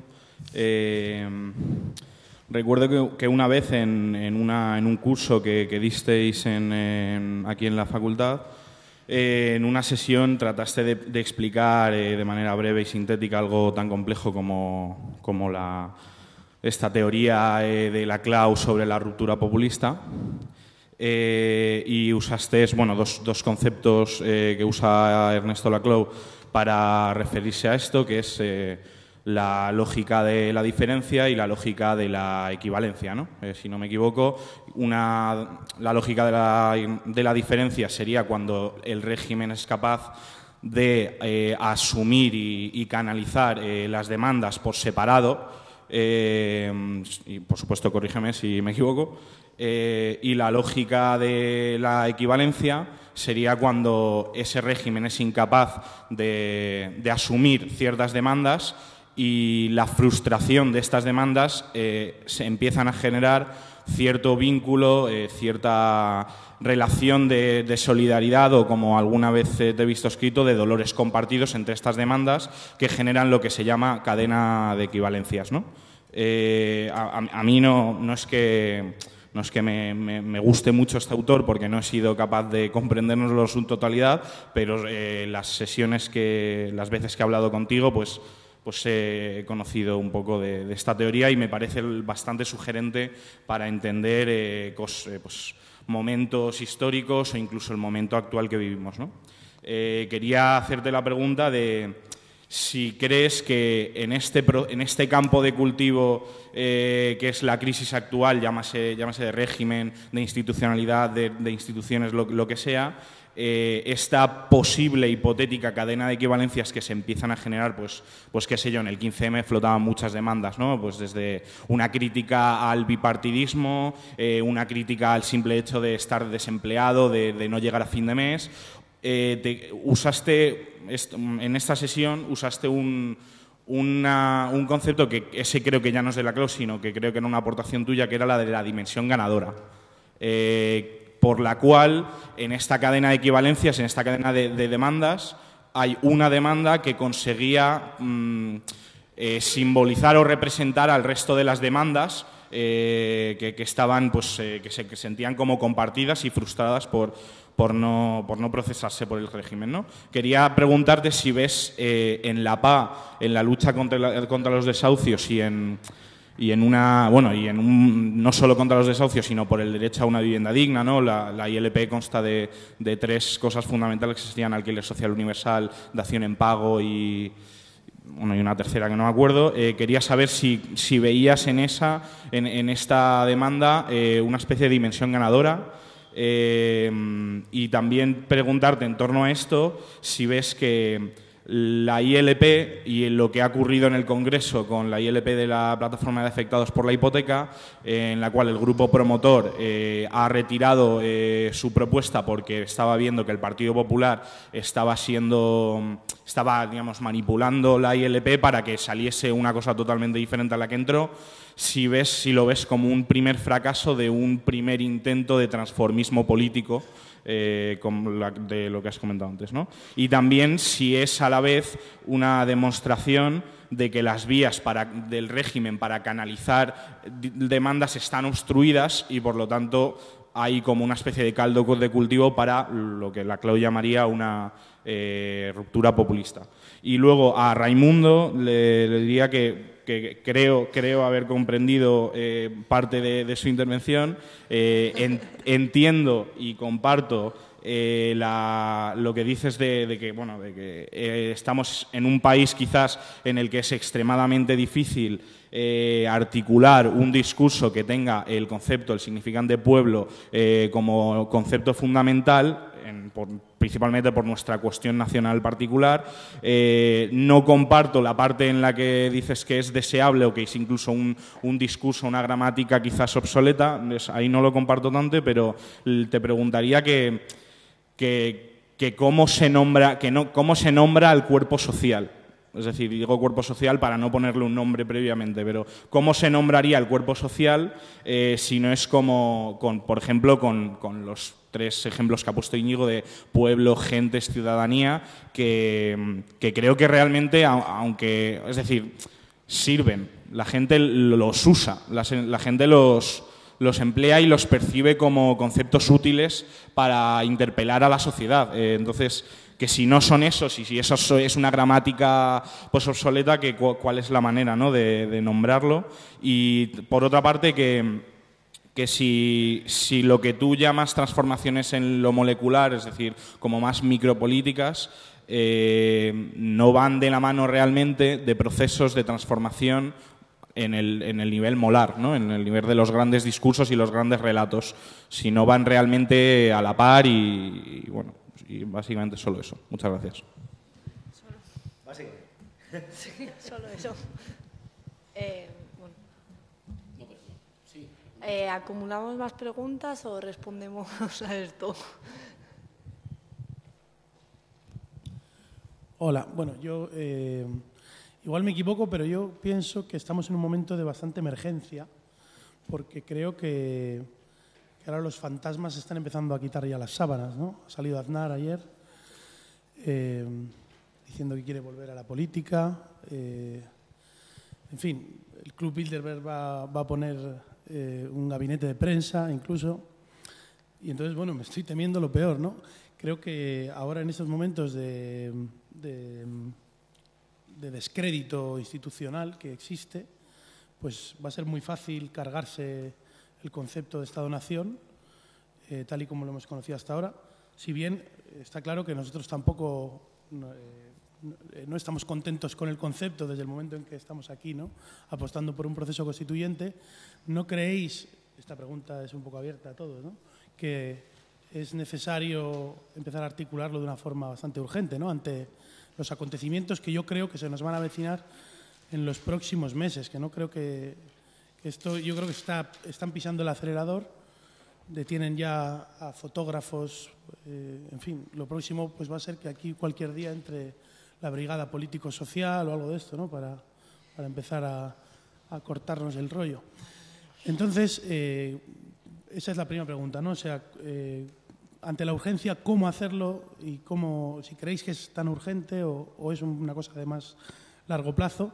Y luego a Tania, pues especialmente igual preguntarle si, bueno, ya que está en Izquierda Unida y tal, pues si Izquierda Unida cree que puede ser, puede, digamos, rebajar sus expectativas a cambio de abrirse a este proceso constituyente, ¿no? O sea, que realmente apueste firmemente por un proceso constituyente más allá del programa estándar, ¿no?, por así decir, de lo que puede ser Izquierda Unida. Gracias.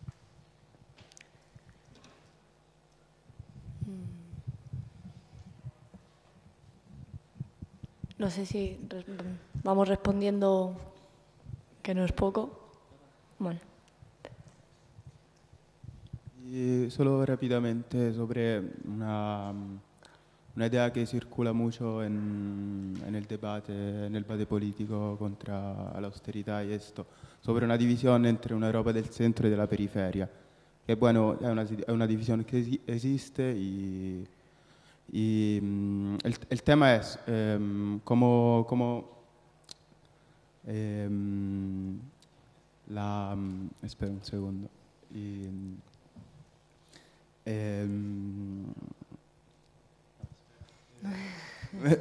Un momento.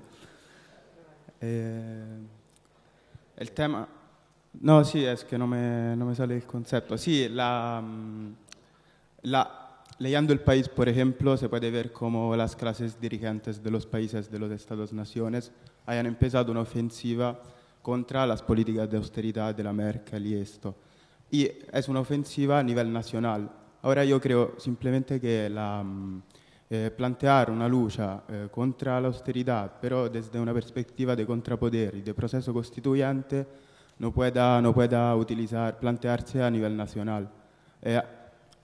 La ofensiva contra la hegemonía de Alemania no es solo por parte de un contrapoder y de los movimientos antisistémicos, llega también, procede también por las clases dirigentes de los distintos países europeos, que ahora están un poco asustados porque además sí, se han aprovechado de los procesos de reforma impulsados por la Unión Europea, pero ahora tienen miedo un poco de no poder sostener la empujada que procede por las clases populares.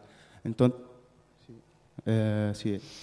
Es una iniciativa que también no puede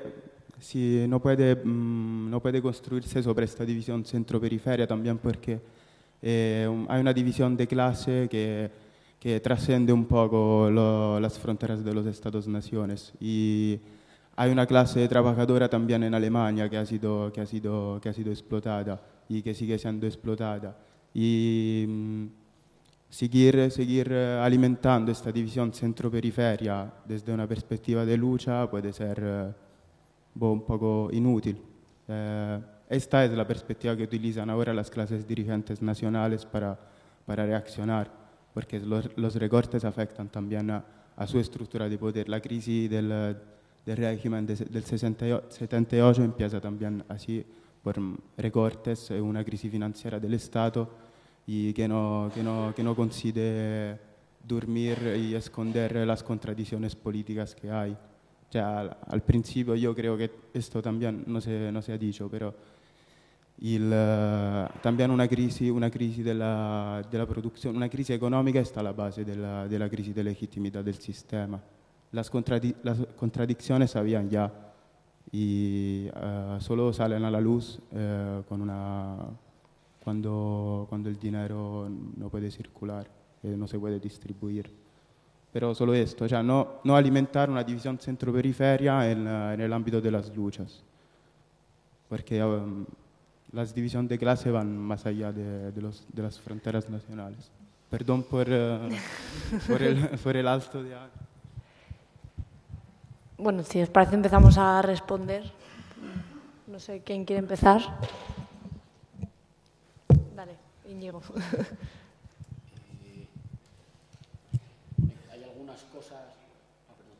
Hay algunas cosas de la pregunta que hacía Héctor, que bueno, hay una parte que son más de tomar un café o una cerveza luego, porque son como muy particulares, pero hay otras que me parece que sí que pueden ser muy útiles como para la discusión colectiva, ¿no? Yo creo que, digamos, más allá, en realidad lo que con esos conceptos que exponías, yo creo que en la obra de Laclau se pone nombre a cosas que prácticamente todos los que han pensado y practicado la política, digamos, rupturista, sabían siempre, ¿no? Que es que los que mandan tienen que dispersar el descontento y los que obedecen y quieren dejar de obedecer tienen que agruparlo y hacerlo más grande que los sentimientos de obediencia. Y por tanto, que sobre todo en terrenos sociales especialmente fragmentados, puede haber una acumulación de enfados que entre sí no tienen necesariamente nada que ver. Es decir, que yo creo que es una discusión interesante con el marxismo, ¿no? Que no hay ningún principio necesario que tenga por qué agrupar a todos aquellos que protestan o que están desconformes con el orden existente. En algunas situaciones puede existirlo, pero digamos que estamos más ante una relación contingente que necesaria. No necesariamente todos los dolores de todos aquellos que protestan, en este caso contra la ofensiva oligárquica, se reducen, digamos, a una centralidad social fundamental y tienen un principio articulador previo a la política, ¿no? Que dicen, no, es que le corresponde a este principio ser el articulador. Así que si tenemos, llama Ernesto Laclau cadena de equivalencias, pero como lo llamemos, digamos, si tenemos esa expansión del descontento, de la gente que está enfadada y que protesta, que entre ellos no tienen ninguna relación necesaria, entre algunos sí, entre otros no, el problema fundamental es el problema de cuáles son los nodos, los instrumentos, los símbolos que permiten cristalizar como algo común a todo aquello que protesta.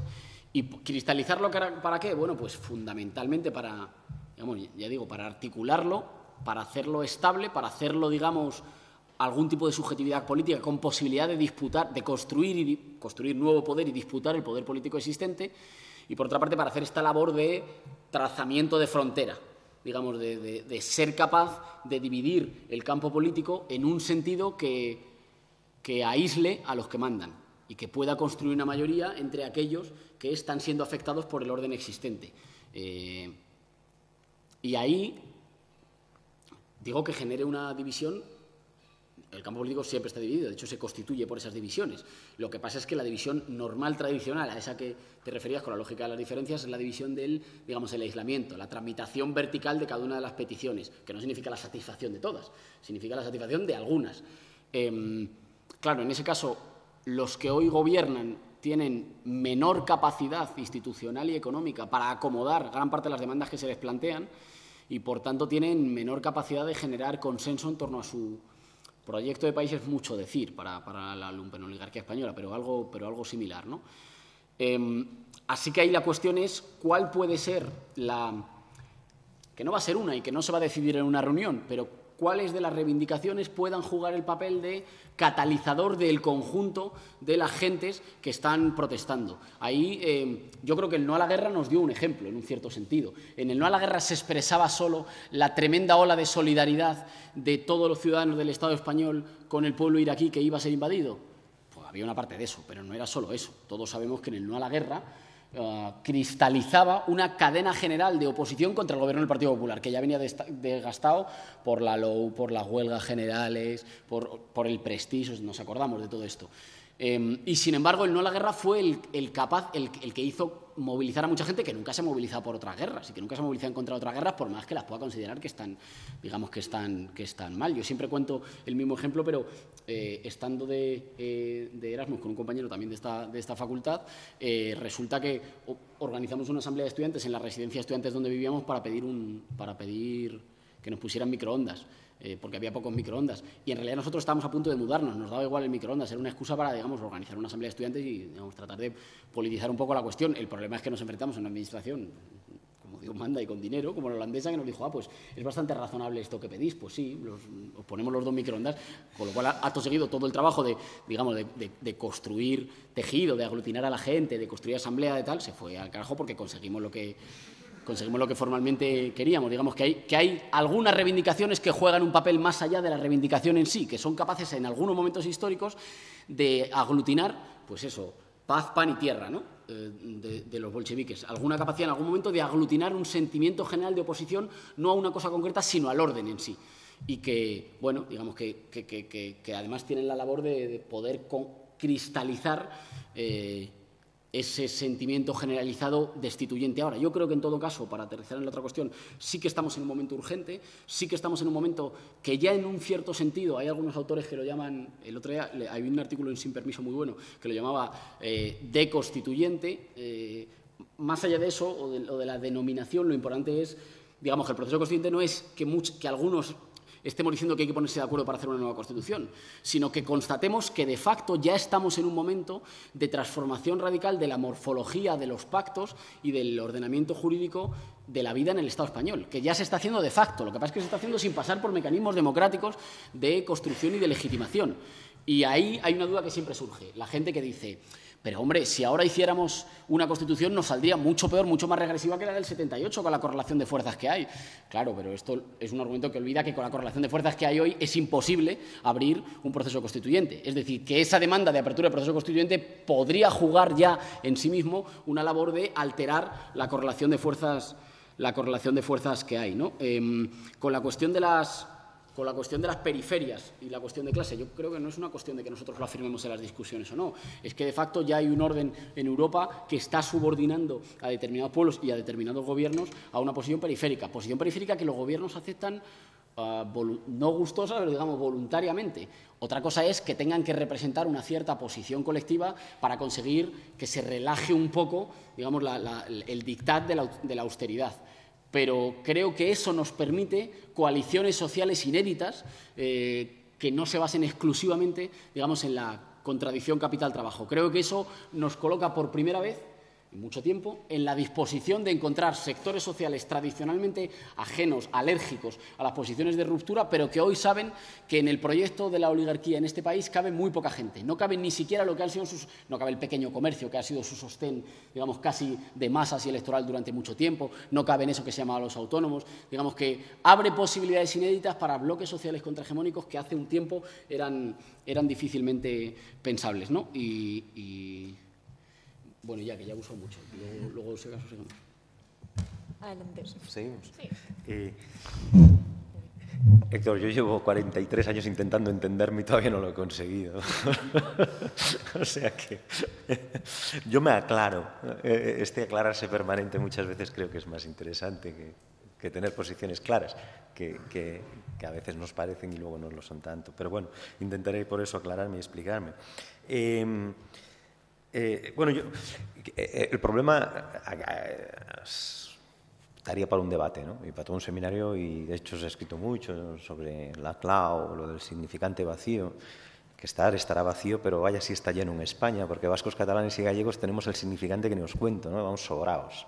Yo entiendo que tengáis el significante vacío en la periferia. Digo porque también esto de nombrar periferia, yo quiero saber de quién soy periferia. Yo nací en Vigo. Del otro lado están los muelles, los dockers de Nueva York. El cable inglés cambiaba el telégrafo de un lado al otro. Y luego, a mis espaldas, ahí en medio del desierto, había unos mesetarios, ¿no? Quiero decir, el relato puede cambiar mucho y centro y periferia son cosas que a lo mejor ya como en sí mismas ya nos están haciendo caer en trampas, ¿no? A lo mejor no somos periferia de Alemania, ¿no? De hecho, basta con mirar históricamente otros momentos históricos donde es Alemania la que ha sido periferia, ¿no? Esto, cuidado, porque el discurso centro-periferia prefigura, ¿no? Como construcción argumental la propia existencia del centro y la periferia, ¿no? Y entonces a lo mejor resulta que hay que saber desplazarse y esquivarla, ¿no? Yo creo que el problema, bueno, ya digo, es una cuestión, es todo un debate epistémico. Yo no creo que el problema de los significantes vacíos y el problema de la autonomía de lo político y el problema de ciertos debates es que operan en la convicción profunda de que la política lo puede todo y lo cambia todo de la noche a la mañana si se hacen las operaciones acertadas, ¿no? Y estas se hacen a través de una agencia política, que este es mi problema, entiende el poder como un hacer. El poder, en ese sentido clásico de Robert Dole, de la definición, ¿no? De poder, es la capacidad que tiene A para hacer que B haga X, tanto si quiere como si no. Claro, el problema de estas concepciones funcionalistas del poder, si os fijáis, de hecho, cuando Íñigo habla, siempre está instalado en esta concepción del poder, ¿no? El poder es algo que se toma, el poder es algo que se conquista, el poder es algo que se consigue, que se le saca al otro y se traslada a uno mismo, que de alguna manera se disputa, ¿no? Es decir, siempre en las propias construcciones argumentales de este tipo de teorización, el poder es algo que está ahí fuera, ¿no? Y claro, yo es que creo que el poder está en nosotros, ¿no? Somos poder, no tenemos poder, ejercemos poder, no conseguimos poder, ¿no? Es un problema de la ciencia política fundamental, ¿no? Y creo que siempre hay una cosa que me ha intrigado mucho, ¿no? Y hay un artículo muy bueno de David Leiting que se titula What's the Matter with Foucault, ¿no? Y que pregunta ¿pero qué pasa con Foucault, ¿no?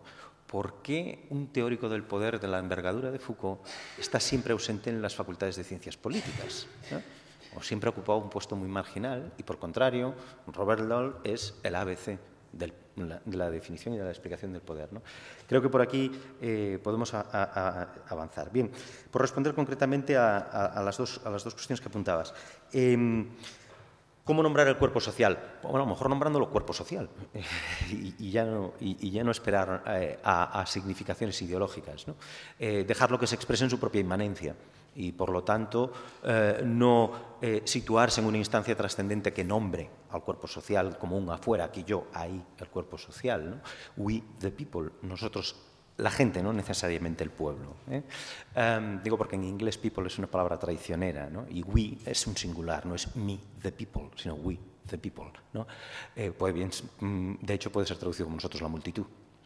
Es decir, que sí, de la misma manera que pudiera ser traducido como nosotros el pueblo, ¿no? Es decir, son actos de significación operados sobre esa traslación, ¿no? De un idioma al otro.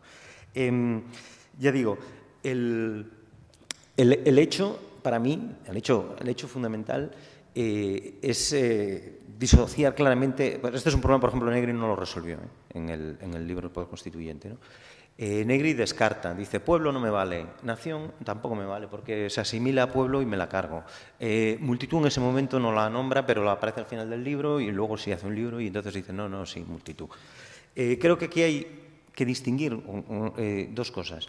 Una, el orden de la legitimidad y otra, el orden del cuerpo social. Es decir, nación, por ejemplo, es un concepto del orden de la legitimidad. Pueblo es un concepto del orden social, pero también del orden de la legitimidad. Esta es la ambivalencia de pueblo, ahí es donde genera un problema. Y multitud es un concepto del orden del cuerpo social. Y aquí también genera el otro problema. Es decir, que si debatimos estos conceptos, tenemos que saber de qué estamos hablando, porque de lo contrario le estaremos pidiendo a la multitud que legitime acciones operadas en esa determinada concepción del pueblo, de un poder hacer, ¿no? de esas agencias que la multitud no es, ni será, no puede ser. Y, por el contrario, también le podemos acabar pidiendo a la nación que sea un cuerpo social, ¿no? Y entonces nación se nos puede volver en contra, ¿no? Claro, ¿y de qué manera, ¿no? Pero pueblo no nos resuelve, precisamente, ¿no? Porque pueblo lo que permite es la reductio d'unum. El pueblo lo que permite precisamente es la erradicación de la multiplicidad, es la erradicación de lo múltiple del cuerpo social, ¿no? Si os fijáis en el argumentario, ¿no? Hay que agregar, ¿no? La cadena de equivalencias, en todo este tipo, ¿no? de discurso siempre hay, y evidentemente siempre quedan cosas fuera. Claro que quedan cosas fuera. Quedan fuera los homosexuales, quedan fuera las mujeres, quedan fuera los que no encajan en lo que encaja en la hegemonía. Y evidentemente uno puede decir, no, pero la nuestra va a ser una hegemonía que integra a la mujer, al homosexual, al tal, porque va a ser Sí, ¿qué va a ser entonces? ¿Una hegemonía de la multitud? Una hegemonía de la diferencia. O sea, que aquí hay un problema con el concepto de pueblo, por lo tanto, ¿no? En el orden de la legitimidad. Es decir, que en el orden del cuerpo social es relativamente fácil de resolver, pero en el orden de la legitimidad el pueblo es erradicación de la pluralidad. Y aquí hay un problema, ¿no? Entonces, de la pluralidad intrínseca, inmanente del cuerpo social. Y aquí yo, si busco un concepto, me encuentro el concepto de nación. Atención al concepto de nación porque es explosivo, evidentemente, ¿no? concepto de nación, todo el mundo de repente dice, Dios santo, ¿no? O sea, la nación, Hitler, no sé qué, tal, el holocausto, el nacionalismo, ¿no? El Estado-nación, ¿no? Etcétera, etcétera. Bueno, yo prefiero ver la nación a través de Malcolm X y del Black Nationalism, ¿no? Y del nacionalismo negro, de esa nación que es dignidad, igual dignidad de nacimiento, ¿no? De la nación de todos los hombres nacen libres e iguales en derechos y deberes. Eran los hombres porque en 1789 todavía no estaban las mujeres, ¿no? Esa nación que es instancia de legitimación y al mismo tiempo inmanencia del cuerpo social. Esa nación que es en sí misma el cuerpo que se pone en la fractura, no el cuerpo que se nombra al cuerpo del otro. No es el cuerpo de una agencia que habla de un cuerpo, no. Es el cuerpo que se nombra, ¿no? Porque todos hemos nacido y porque nacer nos hace, ¿no? Dignos, ¿no? Es curioso que hemos hablado muchísimo de la dignidad de los indignados, de todo. El concepto de dignidad está muy presente en toda la política desde el 15M en adelante y es un concepto que se escapa, es muy evanescente. Parece que no se quiere, ¿no? Dejar encajar, ¿no? Y es por esto, ¿no? Por esta dignidad del nacimiento. No hay política sin nación, porque no hay política sin haber nacido.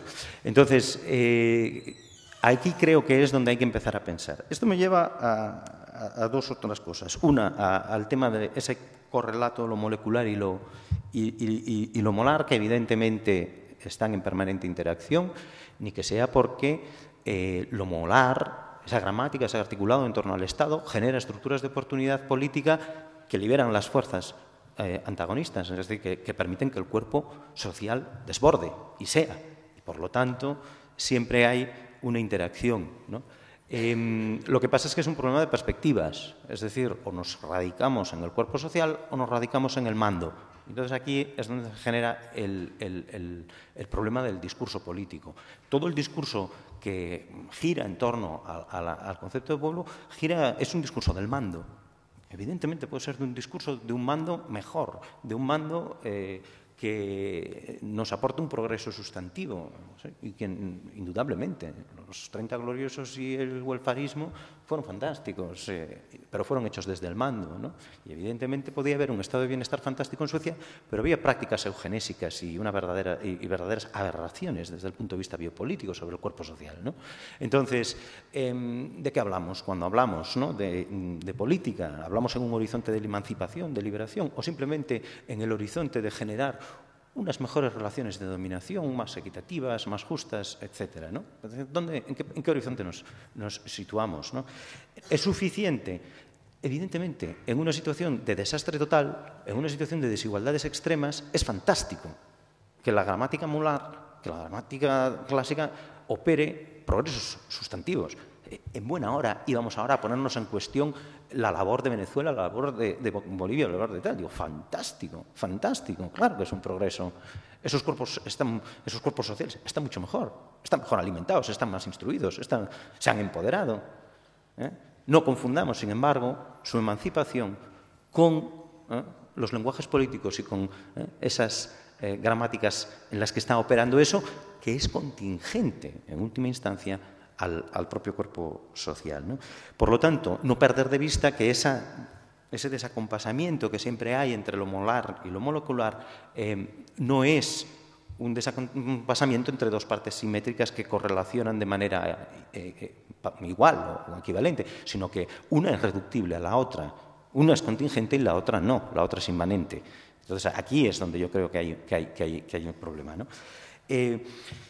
Lógicamente, esto lleva al problema de esa urgencia, de ese timing, de esta agenda, ¿no?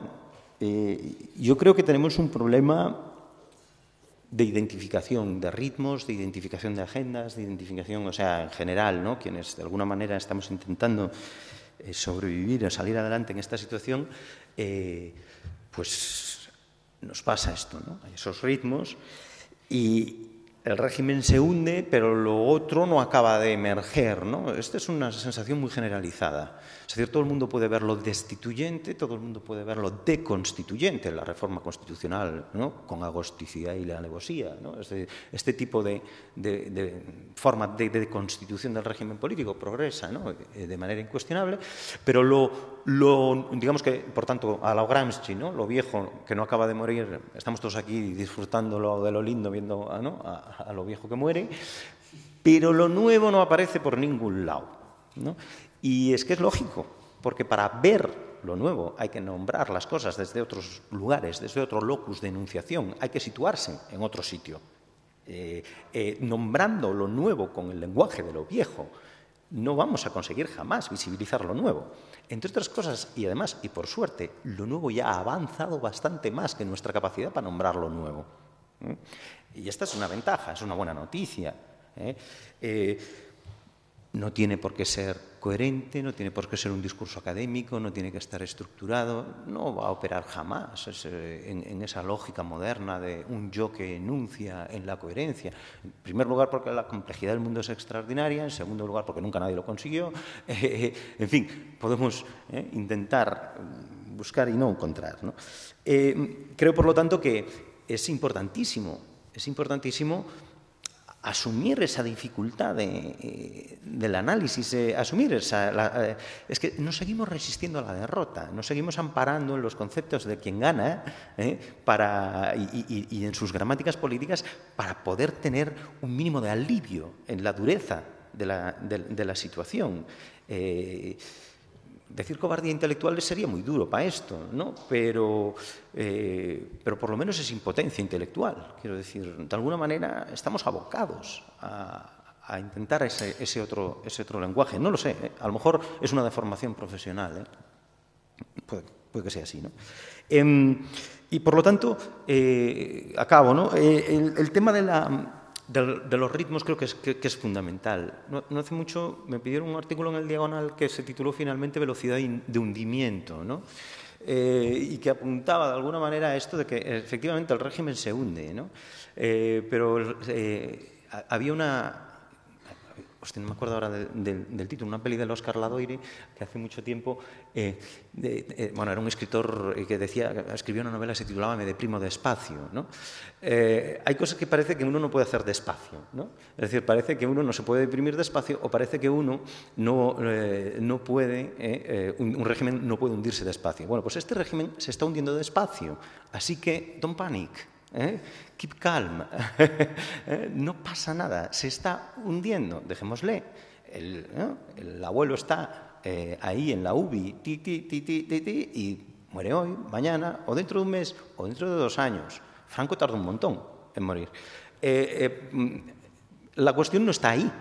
Es decir, a margen de que tengamos que hacer ese diagnóstico y de ver y saber cómo perece, sino en ir cambiando los usos lingüísticos, la capacidad para nombrar la política desde otro lugar, desde otras praxis cognitivas que nos permitan enunciar, ¿no?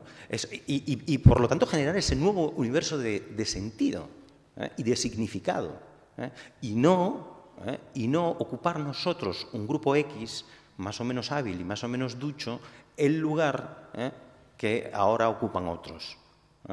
Me quedo, por lo tanto, insisto, ¿no? En ese cuidado, en ese riesgo lampedusiano de acabar cambiándolo todo para que nada cambie, ¿no? Porque es que, ya digo, si no, no salimos de esta, ¿no? Tania. Voy a intentar ser breve, sobre todo porque yo en 15 minutos, lo lamento, pero me tengo que marchar porque a las 4 empieza una cosa apasionante que seguro que vais a seguir en directo, que es el Pleno de la Asamblea de Madrid, y conviene que esté allí, por aquello de que soy diputada y tal. Se han dicho algunas cosas que a mí me parece que abren un montón de debates, ¿no? Me parece muy interesante la perspectiva y la reflexión de Raimundo sobre el tema de la definición del sujeto y quién lo define, ¿no? Y si termina operando un sujeto que se define desde un otros que aspira a cambiar el otros poderoso que ahora mismo está, ¿no? Claro, yo creo que filosóficamente es una reflexión correcta, pero si partimos del consenso de que las instituciones del Estado no se van a hundir, que creo que eso lo compartimos y lo ha dicho también Íñigo, creo que al final la capacidad de definir un sujeto que sea, digamos, que pueda aspirar a iniciar un proceso de cambio que no termina ni hoy ni mañana, ni con unas elecciones, ni con una constitución, sirve en la medida en que tienes capacidad de aglutinar a la gente en torno a una identidad que comparte o un elemento que comparte, ¿no? Y en eso creo que los conceptos que valen al final son los que la gente entiende, ¿no? Y todos los conceptos tienen muchos problemas, pero me parece que la clave es ser capaces de manejar conceptos en los que la gente sienta que forma parte de su realidad y que suma para transformar. Y en eso, por cosas que se han dicho, ¿no? Claro, la perspectiva desoladora de la realidad que tenemos es una perspectiva desoladora en tanto en cuanto nosotros hemos sido nosotros digo también concepto amplio de la izquierda y sindicatos, movimientos, nosotros mismos hemos sido un poco incapaces de tener una perspectiva no menos desoladora de la que tenemos ahora mismo.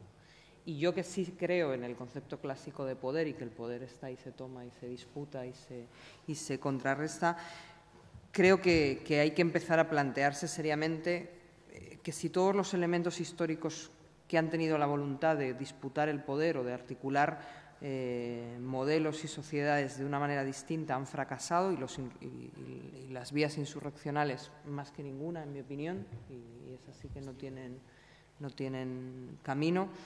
Al final hay que ser conscientes de que el horizonte del que tú hablabas no es un horizonte que hoy podamos ni definir ni construir mañana, pero que desde luego o empezamos a tener herramientas y dispositivos y agencias que sean capaces de abrir camino o no llegaremos nunca, ¿no?